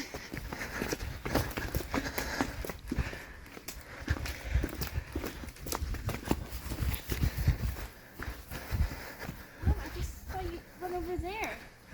So it's kind of hard to hear what Liz says. She said, I just saw you go over there. I was tempted just to have her re-record the line later and add it in, but I think it kind of sounds more real that you can't really hear what she says, but you see her pointing, and I think you can kind of get the gist of it. And if you listen very carefully, you can hear it. Should we go after her? Oh, I have Liz back. Let's go. Okay. Come on. So obviously we filmed this on the same day as we were filming some I'm Haunted 4 stuff, just so we didn't have to make a trip out to this house, because it's just, it's a far drive. It's outside of the city, and we didn't want to go there just to film this really quick scene. So we worked it out on one of the days we were shooting with Ovase at the house, and Laura was instrumental in this. Laura Fuentes, she was co-director of this one, so she directed a lot of the scenes, and she also did all the scheduling and stuff, which took a lot of work off my plate because it was hard. Like, I thought, they're found footage movies, there's fewer actors and not really a crew or anything, so it will be easy to do. No, it wasn't. It was hard, especially doing two at the same time. We had to keep track of who's going to be there at what time, and just also the costumes they were wearing, because we were jumping around not only between scenes but between days within movies and between movies. So it got very, very confusing. So it was lucky to have Laura around to take care of everything. But I think this was either earlier in the day or later in the day. I think we filmed this and then we did a bunch of I'm Haunted 4 stuff, or vice versa. But I don't think anyone knows that they were all done at the same time.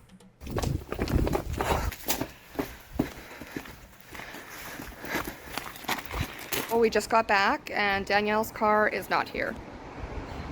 This too is something that happened a lot in the I'm Haunted series. Cars seem to appear and disappear at will. So I guess there's nothing else to do but just wait and see if it comes back. I've messaged Brandon again. I just want him to know what's going on. Even if he doesn't want to make the movie, that's fine. But he's the creator of this whole thing, so maybe he can help. He said he was busy, but I told him it was really important, so he agreed for a quick Zoom chat.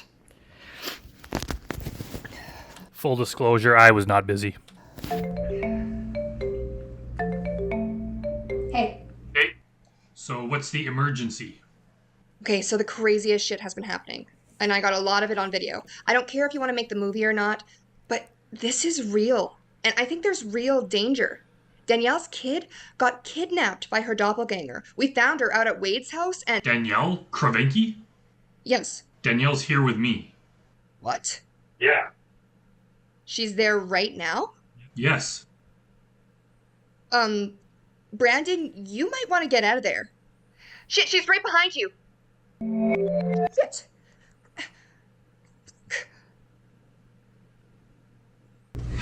I'm gonna drive to his house. Do you guys want to come? No, we'll stay here. Okay, well, don't let anyone in. And if anything strange... And I must say, it's very nice of Elizabeth to just drop everything and come over to save me when I'm in trouble. So thank you for that, Elizabeth. happens, just try to get it on camera.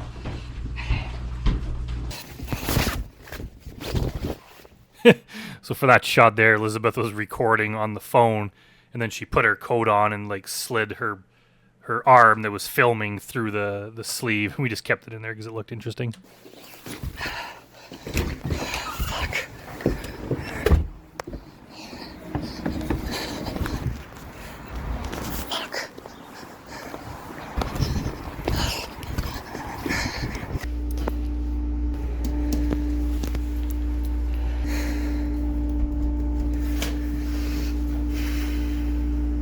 And there's actually, when this is my apartment building, and when you enter, there's like a motion sensor, and there's this voice that says, can't remember exactly what it says, but it's like, you are being monitored, you are on camera or something, and it sounds British and like very dystopian, like it's out of like Logan's Run or something.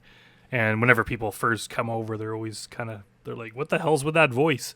I've kind of gotten used to it by now, but I figured it was too distracting to have in this scene, so I had to just do some stuff with the sound to cut it out. Hello? It's me, Me who? Elizabeth.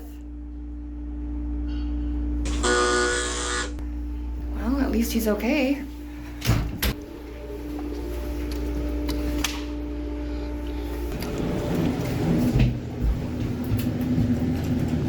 So we filmed two different versions of this. We had one with her taking the elevator up, and then we had one, because I think I was following right behind her, and she pressed the elevator button, and it was just taking forever to come down.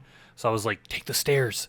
So she ended up running up the stairs. I'm on the 3rd floor, so she just ran up the few flights of stairs. And then when I was editing it, I had to choose which one to do, but I think that the stairs just kind of took too long, so I went with the elevator instead.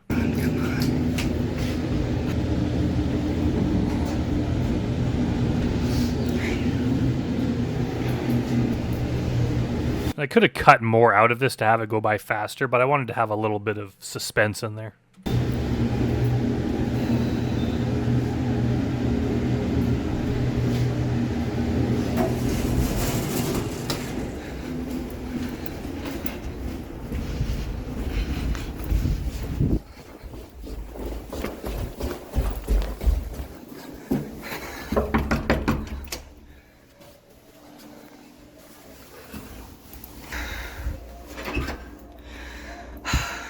Still filming? I kind of have to be with all the weird shit going on. Are you okay? Did Danielle attack you? Attack me? Yeah, that wasn't the real her. That was her doppelganger. The real one's at my house right now. Okay, then who's sitting over there? What the? So obviously this is a big misunderstanding, and we're doing a table or a first like script reading for one of Laura's projects. Obviously, it was a project that we made up for the movie. Laura is a director too and a writer, but we just had. I think this is probably the I'm Haunted 4 or the I'm Haunted 5 script that we're all holding here, but it's supposed to be we're just doing like a first table read for a movie. And what Elizabeth mistook for Danielle coming to attack me was just her coming to say, "Hey, Laura's here. We're starting now." And now Elizabeth looks weird, and also she's realizing that, oh shit, if this is the real Danielle and Liz, then the ones at my house must be the doppelgangers. Yeah, we're doing a table read for Laura's movie, and she came out with it. Are you the real Danielle? As far as I know. Prove it. How? Do you want to see my ID? I'm sorry, I have to go.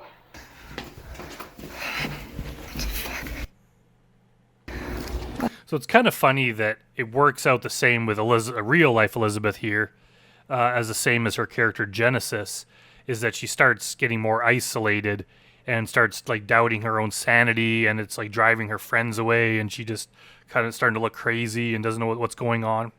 So it's like Sear just kind of has this way of messing with people, and he's doing it with Elizabeth here. Oh, I'm pretty sure I look like a complete psycho now. But that was the real Danielle and Liz. Which begs the question, who's at my house? I'm outside my house. Danielle's car still isn't here, which either means it's still missing or she left. I don't want to go back in there alone in case fake Danielle tries to kill me or something. So I messaged Geordie and he's on his way over.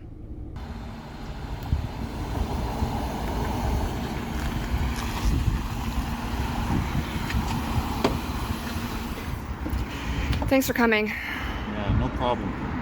I'm so glad you believe me. I think Brandon thinks I've lost my mind. If you have, then it's you and me both. What do you mean? I'll tell you later. Have you been inside yet? No, not yet. Let's go.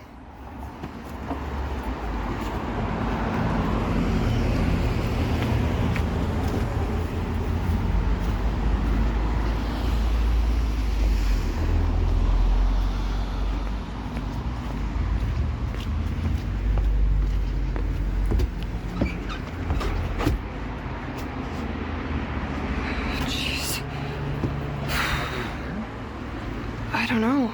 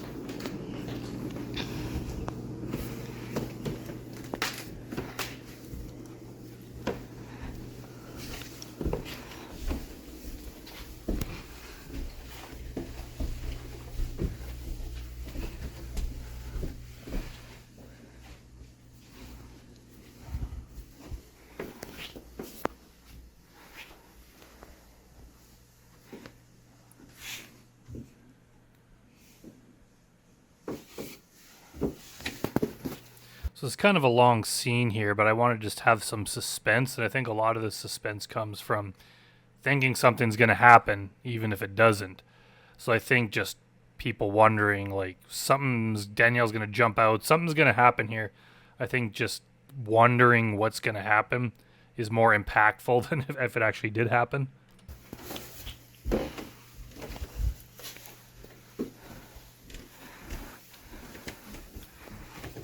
I could be wrong, maybe it's not, but that was my intention.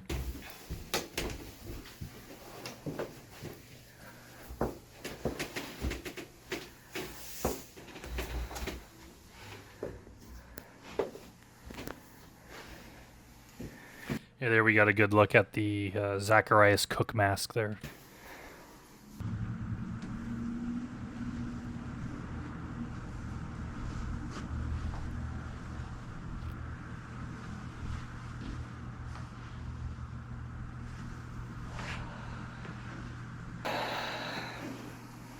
I guess they left.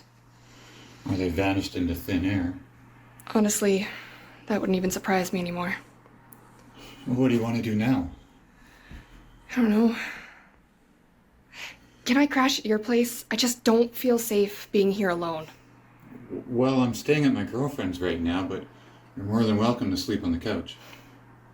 Thanks.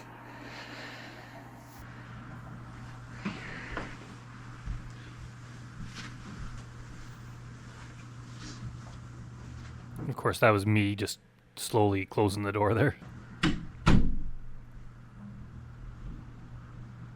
I should have talked to Laura while she was at Brandon's house. She played Cassie, and I'm haunted too. Oh, there he is. Yeah, I wasn't here for this scene either. This is just a couple blocks away from Geordie's. I just gave the camera to him and Elizabeth, and I was like, yeah, just drive around the neighborhood until you find somewhere that looks cool, just somewhere that just looks like an apartment building or a condo building, and then film the scene, and it turned out well.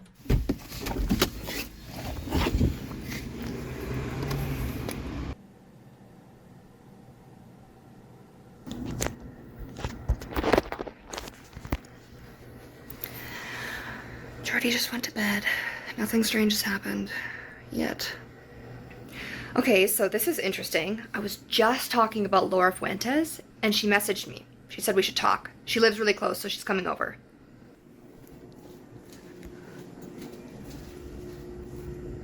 This is actually Laura's apartment that we were filming in.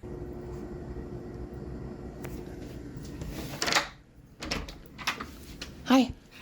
We have to be quiet. Geordie and his girlfriend are sleeping. Okay.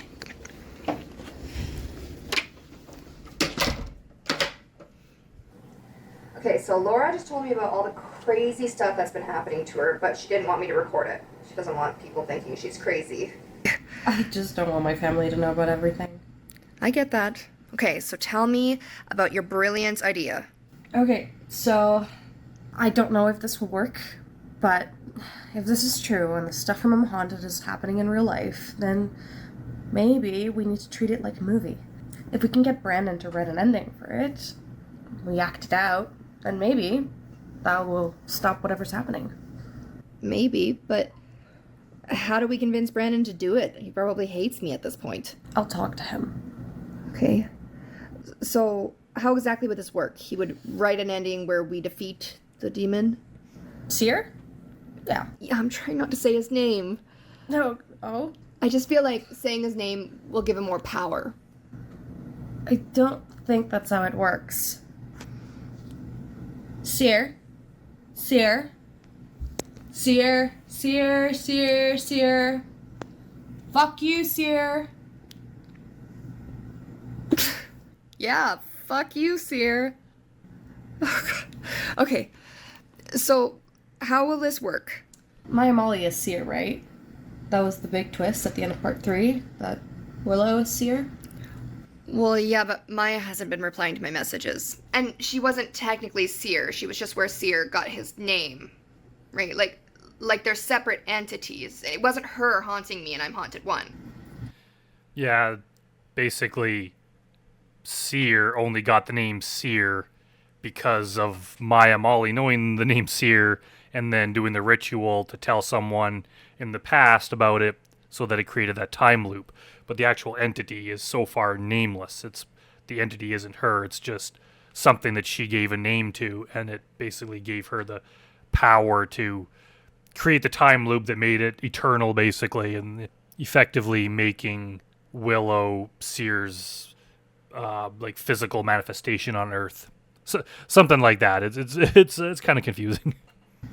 I don't even understand the whole thing sometimes. And so she gave Blythe the idea to curse you, and she started the whole thing accidentally. Do you think Brandon would be offended if I told him that the whole I'm Haunted series doesn't make a lot of sense? I think he knows. So I had to put that in there as kind of like a self-referential joke because, like I've said before, when I made the first movie, I didn't even intend for it to be a movie. It was supposed to be a bunch of videos we put on YouTube.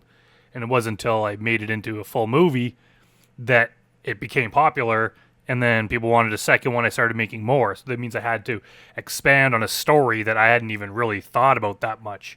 It was like, oh shit, I got to write more stuff. And so I started expanding it, and then I wanted to be different. So I started putting in doppelgangers and time travel and teleportation and all this other stuff. And next thing you know, it's like, holy shit, this is way more complicated and complex than I thought. So when I was writing it, like I did kind of have it mapped out, the story that like it has to make sense, even though I don't explain everything and I don't want to. I want to leave a lot of loose ends because I hate it when movies always tie everything together too neatly. I wanted to have things that don't add up. I wanted people to like think about the story and how it ties together. But I did have it like it has to kind of make sense in my own mind. But then there's some things that it's like, wait a minute, does this work? And if I actually sat down and wrote it all out, which I'm kind of debating doing, I think everything does make sense. I'm pretty sure it does because I put a lot of thought into it. But for other people looking in, trying to figure it out, they're probably like, hey, wait a minute, this makes no sense. So and just the fact that I was making it up as I go along for the most part, I just had to put that self-deprecating joke in there. He told me that he was making it up as he went along. Well, that's good. He can keep making it up and find us an ending. So, Brandon, tell us what happened last night. Which is funny because they're talking about me making it up as I go along. And most of the end of this movie, like the last like quarter, is for the most part kind of made up as we go along. And I think like from now on, I think the movie gets better. It's like my favorite parts because we didn't have so much of a script written. Like some of these scenes were scripted, but a lot of it we were making up and ad-libbing more. And I think that's where, especially me, like not being an actor, when I have to like remember lines, I just do badly. But when I start acting more natural and making it up, I think I just act a little bit better. And we just started having more fun with it too. Like the scenes were just more fun when we just had this like banter going on and we were just kind of making it up as we go. So the end of this movie has like a different vibe to it.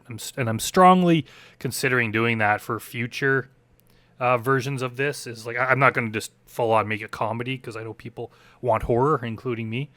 But I'm just going to try to have like actors that are better at like ad-libbing stuff instead of just following a script, because I think we lose something if it's too planned out. But I guess we'll worry about that when the time comes. For now, to say these scenes here are a little bit less scripted.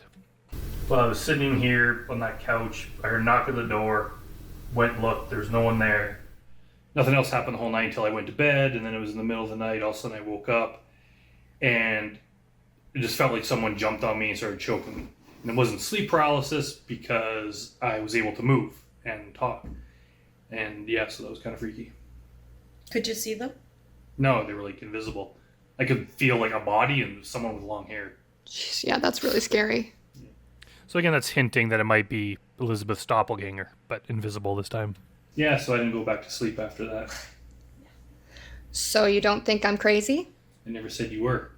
Good. So what do you think of Laura's idea? I'm thinking it's worth a shot. If there's a possibility it's going to work, I'll do it. And quite honestly, if we got this amount of footage and we just need to shoot an ending to get a whole new movie out of it, then, yeah. So we're doing I'm Haunted 5? Yes. I'm Haunted 5, opening title. I think we're past the opening titles. Won't this be near the end? Well, I was thinking maybe we could start with this and then, go back to show how it all led up to it. What? No. I hate it when movies do that. That's such a lame trick. And that was just me kind of lashing out at movies that do that. I hate it when movies do that, so I just wanted to include that part. Hey, it's partly my movie too. But I'm editing, so I'll do whatever I want. Fine. Yeah, that's what gave me a lot of power in this movie is, I was co-director. Laura directed a lot of it, and then she did a good job. But I was the editor, so I held full control over what actually made it into the movie and whatnot. So I wasn't going to put in anything that I didn't want. So first things first, we'll have to get a hold of Maya. I'll message her. I've been trying. She hasn't been answering any of my messages. Well, I'll try again. And if we're actually doing this as a real movie, I'm director, so I should be filming. You both could be stars. Well, I just feel like, it's found footage. I should be holding it like I was in the other ones. Well, I just don't like being on camera. Fair enough. So is this a found footage movie then? Or a documentary? And that was just this being my first real time, like, quote unquote acting.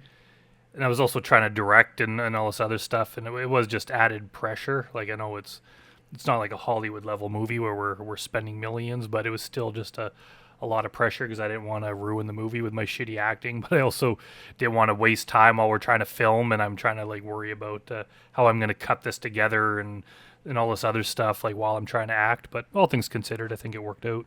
If it's found footage, it's supposed to look real but not actually be real. If it's actually real, isn't it a documentary? So which is it? I don't know. What do you think, Laura? I think it's found footage. It's found footage? Yeah. Okay, well I guess if it is, then we can talk to Found TV and put it on there. Yes, we love them. Yeah, I had to put a plug in there for Found TV. They're a streaming service. I'm sure everyone watching this has heard of them. If you're a found footage fan, they have all the I'm Haunted movies on there, and they're just a great company. The team, Louie and Monica, husband and wife, that run it, and they're just so supportive of filmmakers. Like most of the really big streaming platforms like Tubi and stuff, like there's no way you could get a hold of them. You can't email them. Found, they're like easily approachable. They have like monthly meetings with their filmmakers, and they're just all about found footage. I think they really see something in found footage. And before I made the I'm Haunted movies, I didn't know it was a big deal. Like I'd heard of Paranormal Activity and Blair Witch, like some of the big ones. I just wasn't a fan. I didn't know it was as big as it is. And all of a sudden, there's like now a streaming service, Found TV, that's all about found footage movies. So definitely check them out if you have not already, because they're doing great work in this genre. So who should be the one to defeat Seer then? Probably her would make the most sense, or Genesis does. But it's not Genesis, it's me. Yeah, either way, but you've been the main character, or Genesis has, since part 1. So I think it would make sense that the whole thing comes full circle with you defeating him. Even if it's not Genesis doing it, it's Elizabeth. Yeah, well, in the story, it's like, we talk about time travel and other dimensions, so technically Seer is from another dimension, like spirit world or whatever. So the I'm Haunted world is its own dimension, but our world is technically another dimension. So if Seer can cross over into our real life, like it appears that he is, that means that we could defeat him. Maybe. Wait. So there are people out there, I've heard all the comments, people that find this one just like way too confusing, and in a way it is. But I think this is naturally how this conversation would go. Like trying to explain something this complex where you haven't really had a lot of time to think about it, so you're kind of making up as you go. I think this sounds like a more natural conversation. You'd be trying to explain your point, but you're not sure if you're making any sense. It'd be hard to make it clear. I don't think it wouldn't seem as real if I just had this perfect pitch to explain exactly how this works. It's more like, I don't know, I'm not sure. Is this how it works? And like we're trying to figure it out as we go. So I think this just seems like a more natural conversation about it. Maybe it shouldn't be me. You play Holden, right? Yeah. Well, that's what your IMDb credit says. Yeah, well, it's just because we needed someone to stand in the background. He helped Danielle in part 2. Right. And then in part 4, Willow told Ovase not to talk to Holden. So Holden is literally supposed to be the one fighting Seer from another dimension. Yeah. So Brandon, you're Holden. So this is getting way too meta. Right? And this whole me being Holden thing, I didn't actually plan it out to be like this until we started doing this movie. I was even like halfway done writing the movie where I was trying to figure out how to end it.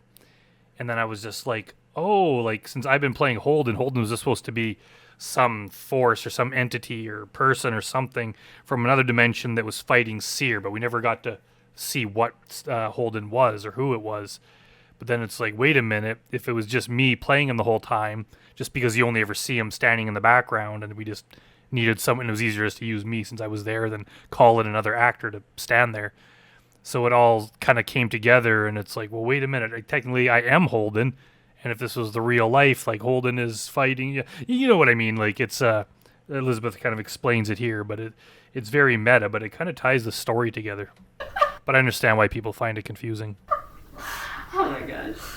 So there was that scene in I'm Haunted 3 where Maya, or Willow, whoever, was like, she noticed that I was like in the background. And then she was like, he's in the background outside this building, and he's also in the background at the bar with Danielle.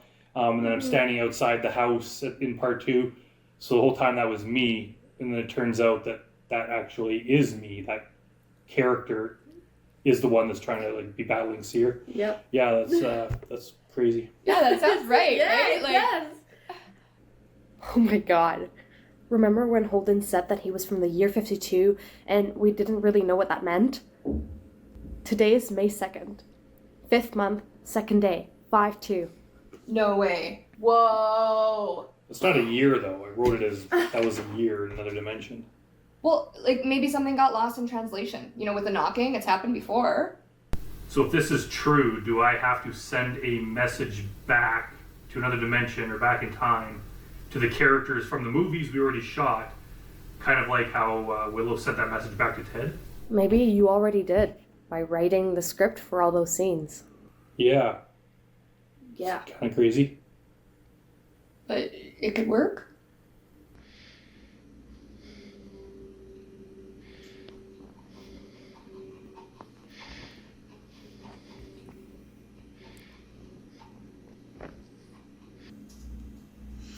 Has Maya messaged you back yet?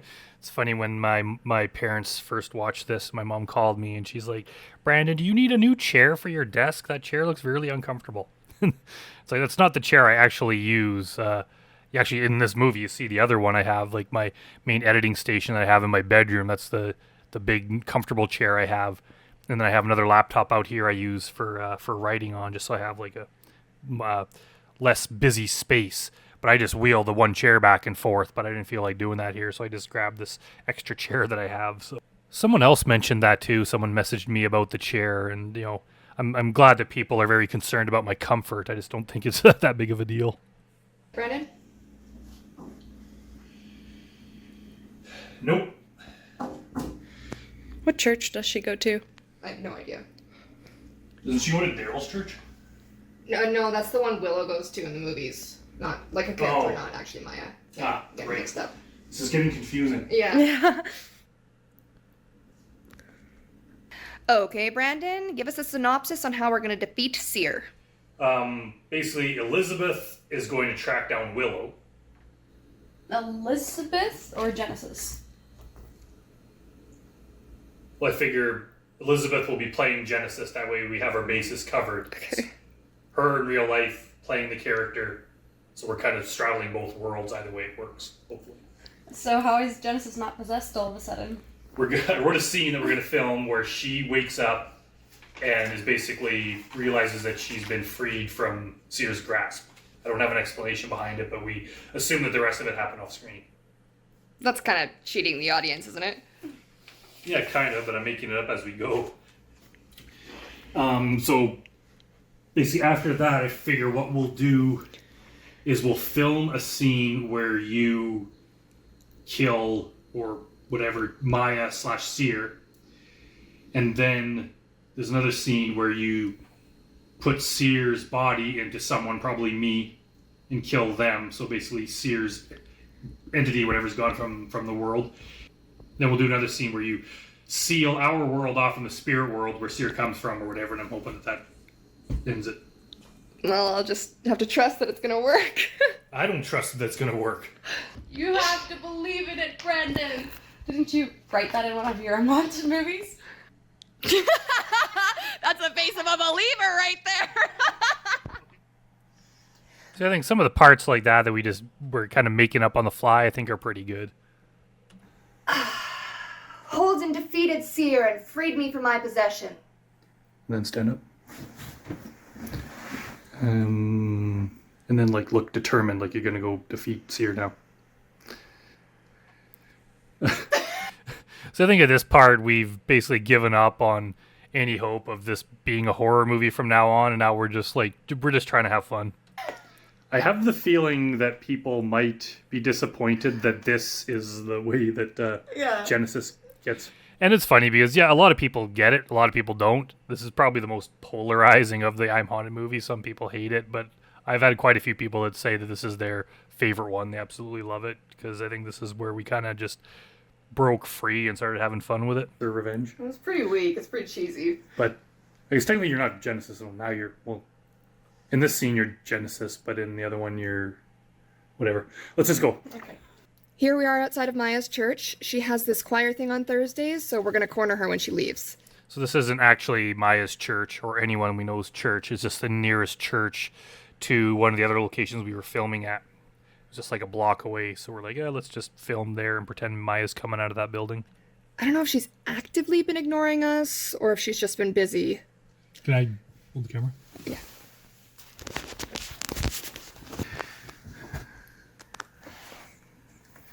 So what are we going to do if she doesn't want to be in the movie?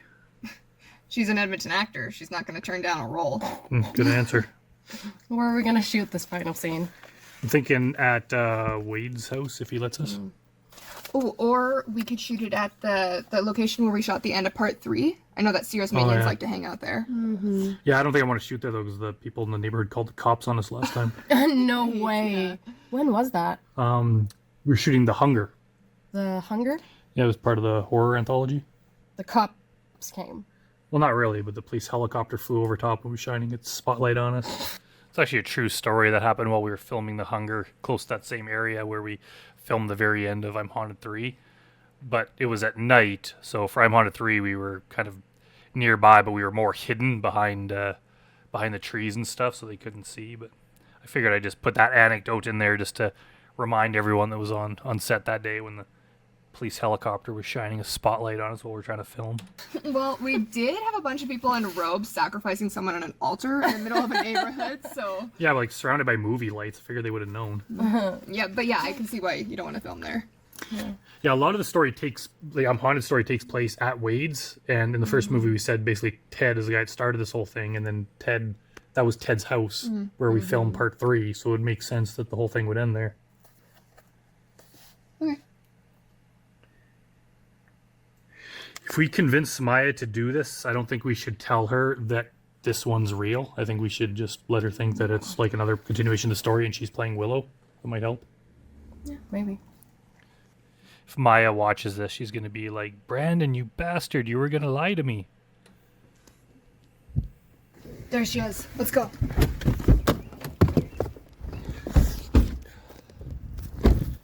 Maya, hold up. We need to talk to you.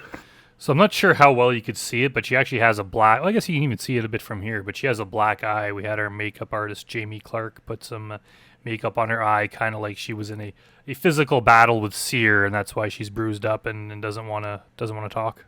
Oh, what happened to your eye? Look, just stop recording me and then we can talk about this, okay?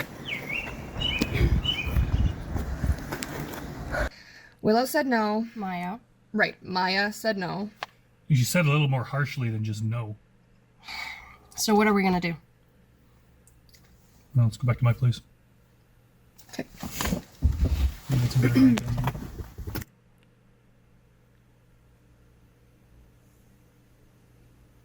Brandon is thinking of a new way to end the story. It's kind of hard to do when you're filming me and talking. Brandon had an idea. Tell us, Brandon. I'm thinking that maybe it doesn't need to actually be Maya Molly that plays Willow. It just needs to be someone playing the character of Willow so we can recast. Because maybe the story revolves around that character and not necessarily that actor. Yeah, that makes sense. Movies all the time have a new actor play the same character in a sequel. Yeah. I can't guarantee it's going to work, but I mean, what else are we going to do? Yeah. So, who are you gonna cast? Well, can't be me, and it can't be Elizabeth. So by process of elimination... Me? Seriously?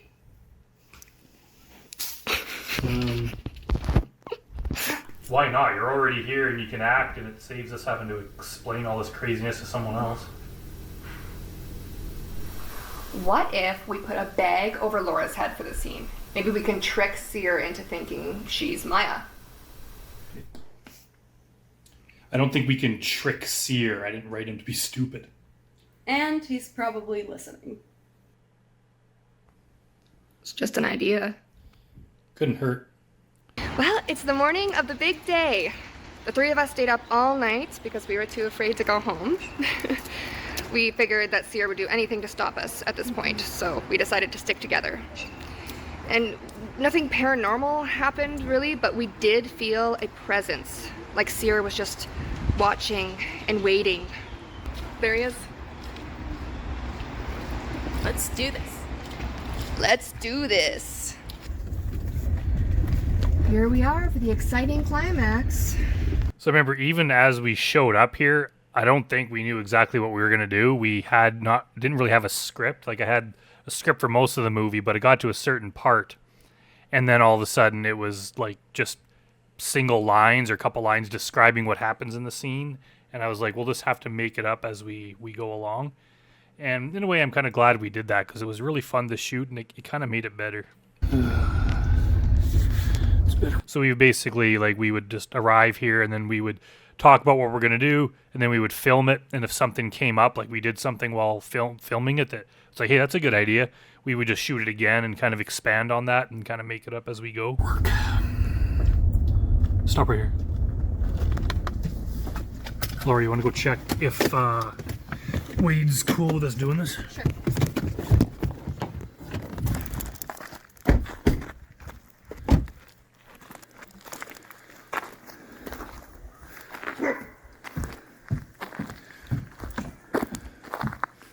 Let's wait out here, Elizabeth.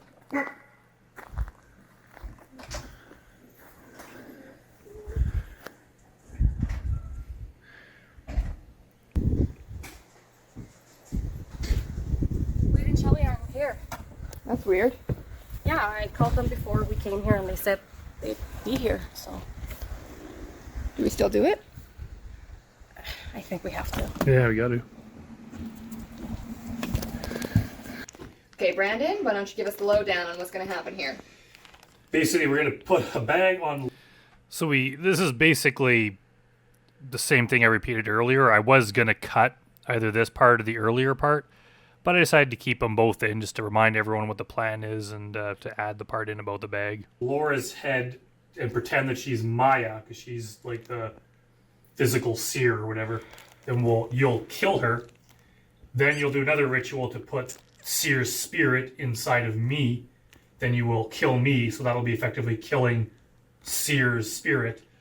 And then you'll do another ritual that seals our world off from the spirit world so that Seer or any other entities cannot come back in. It made more sense when I was writing it, but now that I'm explaining it, not so much. But Okay. Well, let's give it a go. yeah, you don't sound confident. I think it'll work. So I think I'm going to start like, I don't have to worry too much about the camera work, but I'm just going to start like wide and then I'll just kind of slowly move in. Okay. And then I'll just switch back and forth between you. I don't think that the Seer's going to care about about my camera angles. Let's just rehearse it once. Okay. Ready? Yep. Okay. You've wreaked too much havoc in this world, Willow. It's time for you and your minions to be banished for... Why did you write such terrible dialogue, Brandon? You're supposed to act it good. Oh, burn. So yeah, I just wanted to have some banter back and forth where we're like playfully insulting each other's talents. So obviously I wrote it just to sound like really, really cheesy dialogue. Okay, then I strangle you, Laura. How should I do it? I'm coming in here like this? Or... So even this, a lot of it, we're pretty much making it up as we go. We kind of discussed kind of what we're going to do, but a lot of it we're making up. yeah. Or like maybe from behind, like rear naked. Do it from the front just so you don't have to walk behind her. Okay, so it'll be like, I'm coming in again. Okay, go like this. Is that okay? Yeah. Okay. Well, it's good for me. Okay. Is it good for you, Laura?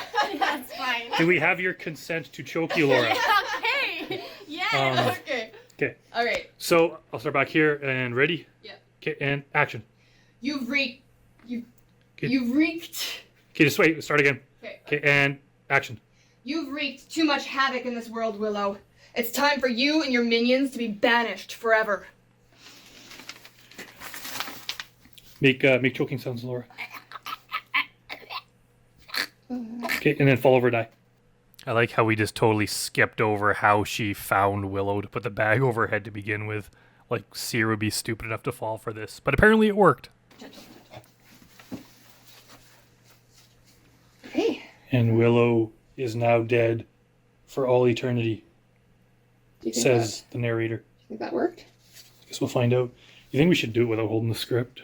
So what's funny here is we kind of got confused because like we're acting in real life, but we're also acting for the movie within the movie. So it's like, are we still acting or is this the movie within the movie? And I think I shared it as a reel on the other channel, the Higher Universe Raw channel. I shared a reel where Elizabeth and I are confused over that.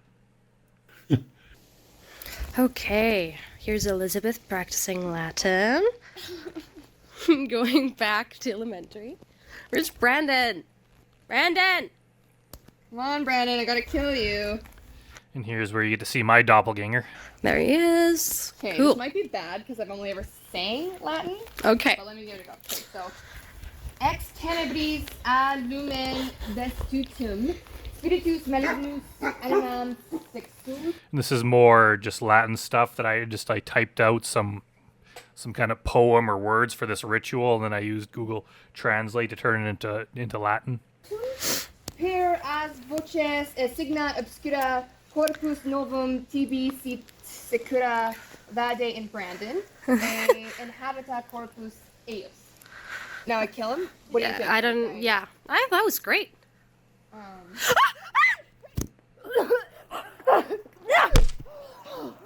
So yeah, we were trying to film that without her actually having to swing a giant log at my head. So we just had her drop the camera and swing it, and then I added in a sound effect, and I think it works good enough. Oh my god! Oh my god! Are you okay? Let's go. Okay. Oh, God.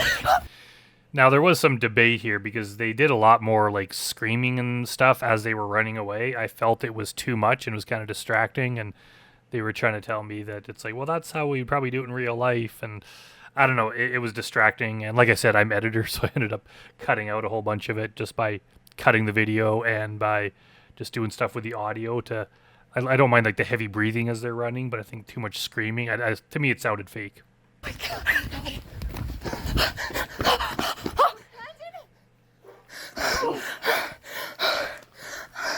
Oh my god. Oh my god. Here. So yeah, by this part here, this is, right towards the end, we had like, even while we were there, we didn't know how the movie was going to end. So we were like, okay, how are we going to do this? So it's like, how about the, Brandon chokes Elizabeth, and then Laura hits him with a log, and then he runs, so we were kind of just making this up as we go. Here with Elizabeth and Laura, who apparently did not hesitate to murder me with a and of course it's like they basically like killed me with a log and then put my body in a wood chipper, and we just skipped over all of that with a log because we wouldn't get that on video, I guess. Log. We have a little bit of leverage there. Just maybe give me a chance to explain myself next time if I'm choking Elizabeth. Put your mask on before you put someone else's mask. So, anyways, we disposed of my body, which I guess is not a crime to dispose of your own body, but Just weird. Anyways, we have one last ritual to do, and then that is probably the last scene of the movie. Hopefully. We're getting the fuck out of here. Yes, let's do it. Okay, we are going to do the very last scene where Elizabeth seals off our world from the spirit world, so Seer can't come back, and do it. Terra nostra, limina firma, spiritum umbrae versant procul ima, flumen aderentitatis, interfluat ne ulus tranusus pietat. Is that it? What do we do now? I guess we go home. Unless there's anything else we could figure out to do here, but... Wade's back. And there's Wade, who owns the house. Was nice enough to let us film there. We're like, you know what? We'll give you a cameo in the movie, and you can wave at the camera. And he was nice enough to wear a grotesque shirt. Hi, Wade. Okay, so we decided driving home that... So we ended up ending on this scene. I did want to end the scene because this was going to be the very last movie of the series. That may have changed. But I wanted to end it on a different note, so I kind of had a plan. We discussed it.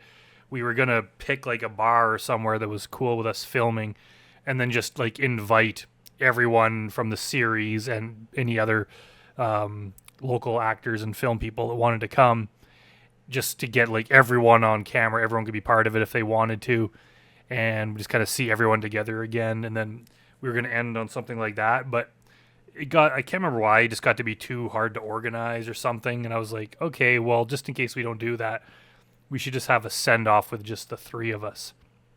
So that's what we ended up doing here. We need to find a way to end the movie, so this is the end of the movie. That's it.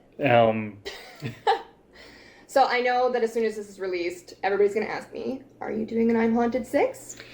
And wow, did I ever predict the future on that one. It was like the second this was released, I'm just bombarded with messages about I'm Haunted 6. Probably not. Or if we do, I might do like the Jurassic Park thing where it went from Jurassic Park to Jurassic World and it just kept going. So maybe we could do, instead of I'm Haunted, we could do We're Haunted. Ooh. Yeah. But so yeah, that's, I know I say no right here because originally I was like, you know what, I just, we should just wrap up I'm Haunted and do something else.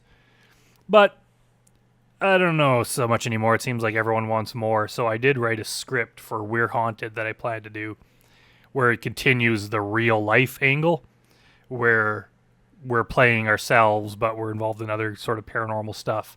And I also wrote a script for I'm Haunted 6 that we might be shooting soon.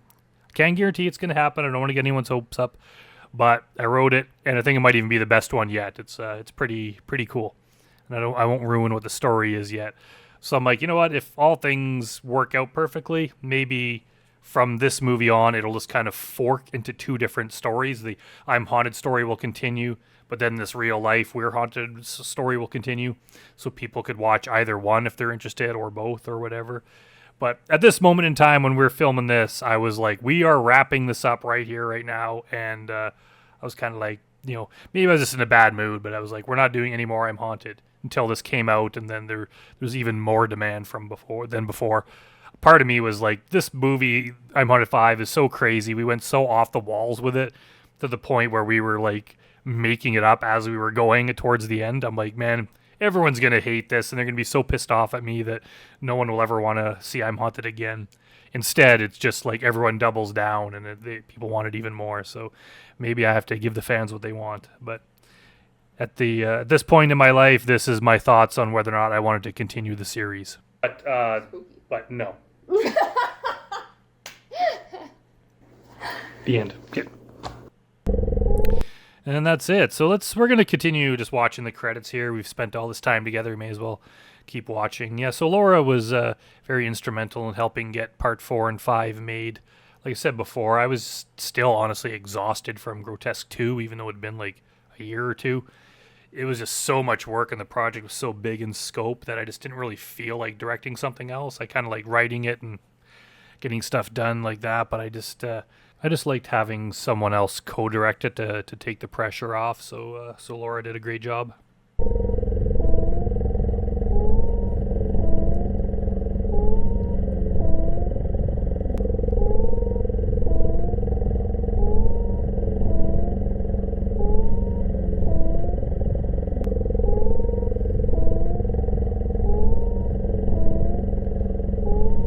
We gave Quilton the porcupine a credit in here. I don't know how many credits he has now. At least 2.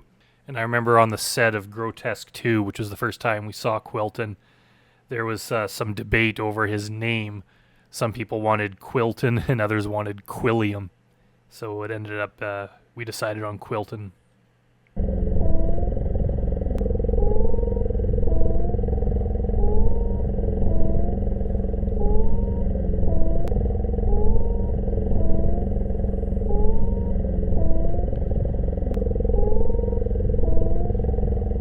Got these little graphics here covering everything, but we're this close to the end. We'll just keep going. I guess that was the end. All right, so thanks for everyone that continued watching right up to the end. Let me know if you want more of these commentaries. Sometimes I'm not sure if people actually like these or not, but I'm going to do them because I think there are some people that like hearing some of the behind-the-scenes stories. So yeah, thanks for watching, everyone. It means a lot to me that people watch my stuff and take the time to comment on them and to let me know what they like or didn't like. So hopefully we'll have a lot more movies coming in the future. Thanks for watching, and I'll see you all next time.